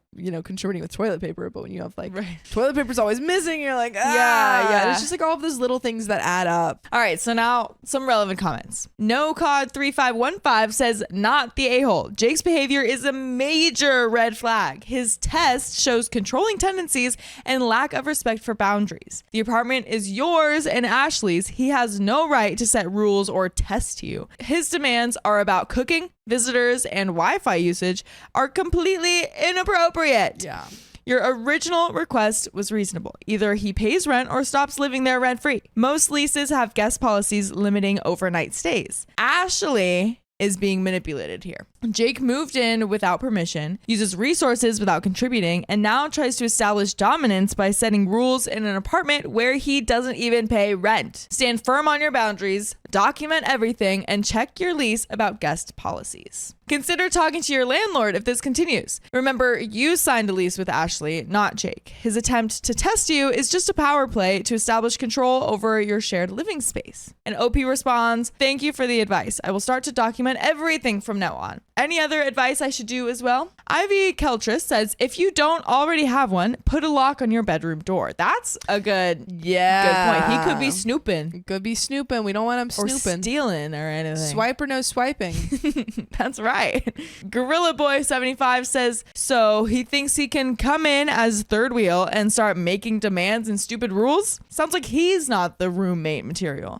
Tell Ashley that if he's paying 1/3, that doesn't mean he gets priority. How dare he make demands when he's an equal partner in expenses, especially for gaming, for crying out loud. And OP responds, yeah, he gets really emotional when it comes to his gaming time. That's the thing. It's like, even if he were on the lease, you still don't get to say, well, you guys need to be off the Wi-Fi because I'm on my stream. Yeah, and it's not even like he's streaming as a job. No. Like he's just doing it for fun. Yeah. And you're gonna kick everyone else off the Wi-Fi, which is so ingrained in our lives now. Literally. I'm like, how are you gonna do that? You can't do that. That's also, insane. how much Wi-Fi do you need? Like, it's not usually Wi-Fi allows for multiple people. I'm confused. Right. Like if you want your own Wi-Fi, Pay for it. Yeah, exactly. Pay for it. Get one of those little extension things. Right. It can be all yours. There you go. But there is an update. Woo. Okay. Hi, everyone. It's been a wild ride since my original post. And I wanted to give an update because a lot has happened. First off, I want to thank everyone who has commented. It helped me see things completely in a new light. Honestly, I didn't even realize how much I was being gaslighted by Jake and Ashley until I read some of your insights. I thought they were my friends, but now I see how manipulative and toxic their behavior really is. Maybe I just hated the thought of not having any friends, but who needs enemies with these kinds of friends? Not gonna lie, it still breaks my heart to realize this, and I cried a lot. Oh, but that doesn't change anything. Haha. I don't know why I'm saying this. It's just been a really emotional day, so please forgive me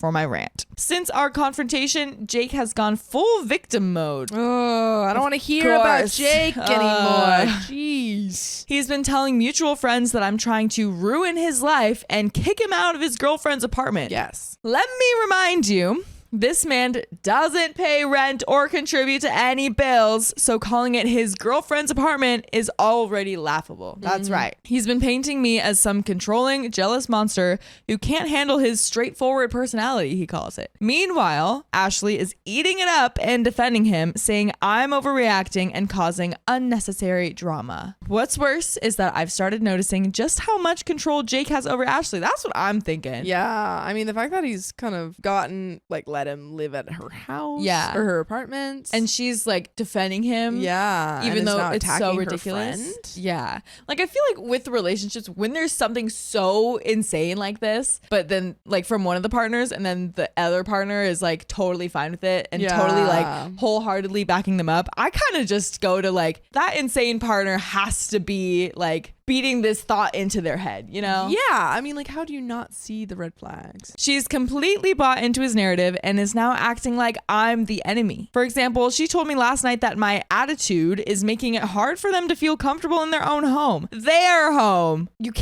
just can't say that. This apartment is 50% mine, but suddenly I'm being treated like an unwelcome guest. I've decided I've had enough. I've already documented everything, his constant presence, his freeloading, and now his smear campaign. I'm reaching out to my landlord this week. Most leases have clauses about long-term guests, and Jake has definitely overstayed his. As for Ashley, I don't know if there's any saving our friendship. I'm heartbroken because I thought she cared about me, but now I realize she's supporting Jake's abusive behavior. You know who will always care about you? Us. When you join us live every weekday at 3 p.m. PST on YouTube, Facebook, TikTok. Just tap our profile. Tap it. We're there for you. Tap it. Thank you to everyone who opened my eyes to what was really happening. I'll post another update once I've spoken to my landlord and taken further action. For now, I'm just trying to reclaim my space and my peace of mind. Also, I really want to thank you for just caring and being there. This is what I needed to hear, and you were all honest and fair with me. I'm very grateful for the support I got that I couldn't get anywhere else. So thank you. Some relevant comments. Lily White says, nice that you're standing up for yourself and your right to a peaceful living space. OP says, I realized the night after I posted that I didn't feel safe anymore without a locked door. That was my sign. I really needed to listen to the advice. Curious Josh says, good for you on standing up for yourself. FYI, a 22-year-old male should almost be graduating college, not freeloading off a 19 female girlfriend, demanding no one uses the internet during his gaming time. Like, come on. This guy's a walking red flag. OP says, and he's not even a good player. Haha, I'm joking. I have no idea. But he gets angry all the time and screams at his screen and throws stuff across the room. Sounds like a bad player. Whoa. Sounds like a bad player. That's a huge red flag. Huge red flag. Literally, if I ever see a man scream at a video game, I'm like, Yeah. Crag Hack says, good luck. Unfortunately, Jake seems like a good manipulator, so he might have gotten Ashley on board with his narrative. Don't mean she's without guilt, just mean that she might have started as a friend. But even if she isn't that now, I would look for your own apartment. As long as they are in your life, your home will unfortunately not be a safe zone. Good luck with everything. OP says, yes, I think she got blinded by love. I'm in no place or mood to judge her. I will probably move out and see if my friendship to her can remain. I don't plan to see Jake anymore. And that is the end of it. Ooh, yeah. Move out. Don't see Jake. Jake's gonna have to figure out how to pay. Eventually, the girlfriend's gonna realize if they move in together and he's not supporting her, hopefully, and she'll realize, hey, this guy's kind of suck. That is the end of that story. So we'll see you in the next one. I confronted my roommate about her bad hygiene. Now she's furious with me. Call her out. Sometimes you need a wake-up call. I, 21 female, have lived with the same roommate, 21 female, for almost 2 years now. She has always been a bit messier than my liking, but I've put up with it for the most part. By the way, this comes from user throwaway number E on the r/OK Storytime subreddit. Since we moved apartments last September, she's been even more lax about cleaning. She leaves her hair in the shower drain and never cleans the bathroom. I do once or twice a week. The counters in the kitchen are sticky, crummy mess if I don't clean them, and I do this probably once every other day and every time I cook. And I've only seen her vacuum once. There are some other things she does that bother me. She never uses headphones and blasts her podcasts and shows out loud, even when she knows I'm working. Low-key, I might be guilty of that. No!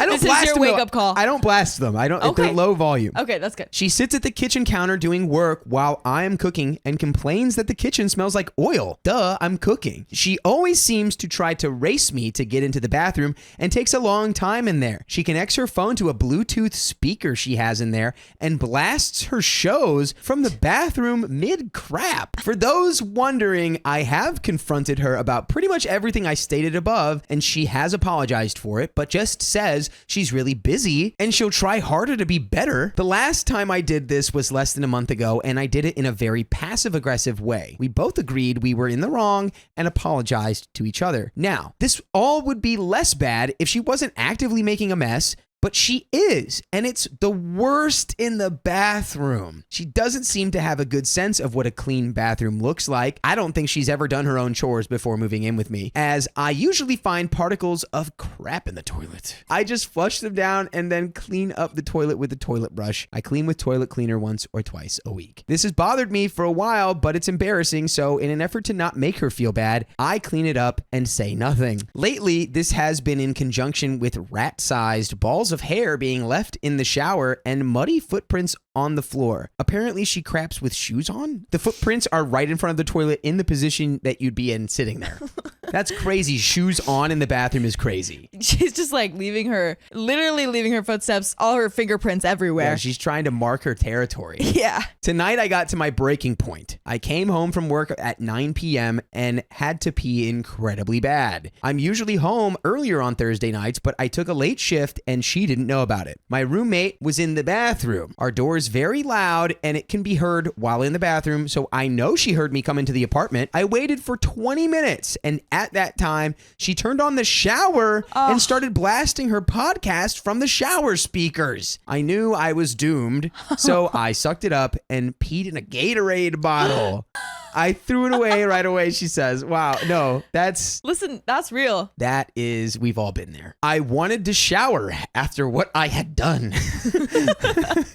But she didn't leave the bathroom until 9:50 p.m. I got up to run in there to shower and she beat me to it, locked the door once again, and stayed in there for another 30 minutes. I was finally able to take a shower after a while and noticed all the mud and hair everywhere. So I left the bathroom to grab cleaning supplies to take care of it. She ran back in again and stayed for another 20 minutes. Okay, what are we doing? Why what are is we she doing? even leaving the bathroom? I'm doing this. Bang, bang, bang, bang, Yeah. bang, bang, bang. And I'm knocking on that door until she opens it and I Yes. say, get out. Yes. I got to use it. I think that's totally reasonable. Yeah, I understand that she was probably having some tummy troubles, but I was clearly trying to use the bathroom and clean it, and she wasn't communicating to me that she needed it for the rest of the night. I had no idea what to do. And you know what? I don't care how bad your tummy problems are. Yeah. You don't need the bathroom the whole night. Yes. You can let somebody go in for a moment. Right. This is insane. Right, because if you're going like for hours at this point, what's like a 15-minute shower? Yeah, and if by the way, if you need to be on the toilet for hours,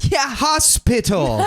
You need to go to the doctor. Yeah. I had no idea what to do. I was finally let back in and immediately went to brush my teeth as I figured I would not get the chance later on. I was greeted with a drop of liquid crap right on the toilet seat. Oh. Ugh. So I brushed my teeth, tried not to barf, and left. As I walked out, I said out loud, clean up the toilet seat. I'm fine with cleaning your hair out of the shower and the mud off the floor, which you shouldn't say that, OP, but this is crossing a line. I knew she probably wouldn't want to talk about it, so I just gave her space and went back to my room. She has been crying loudly, stomping around and slamming doors since. I might have been harsh on her, but I think she needed to hear that she was making a mess. So, am I the a-hole? And there's an update. Really quick.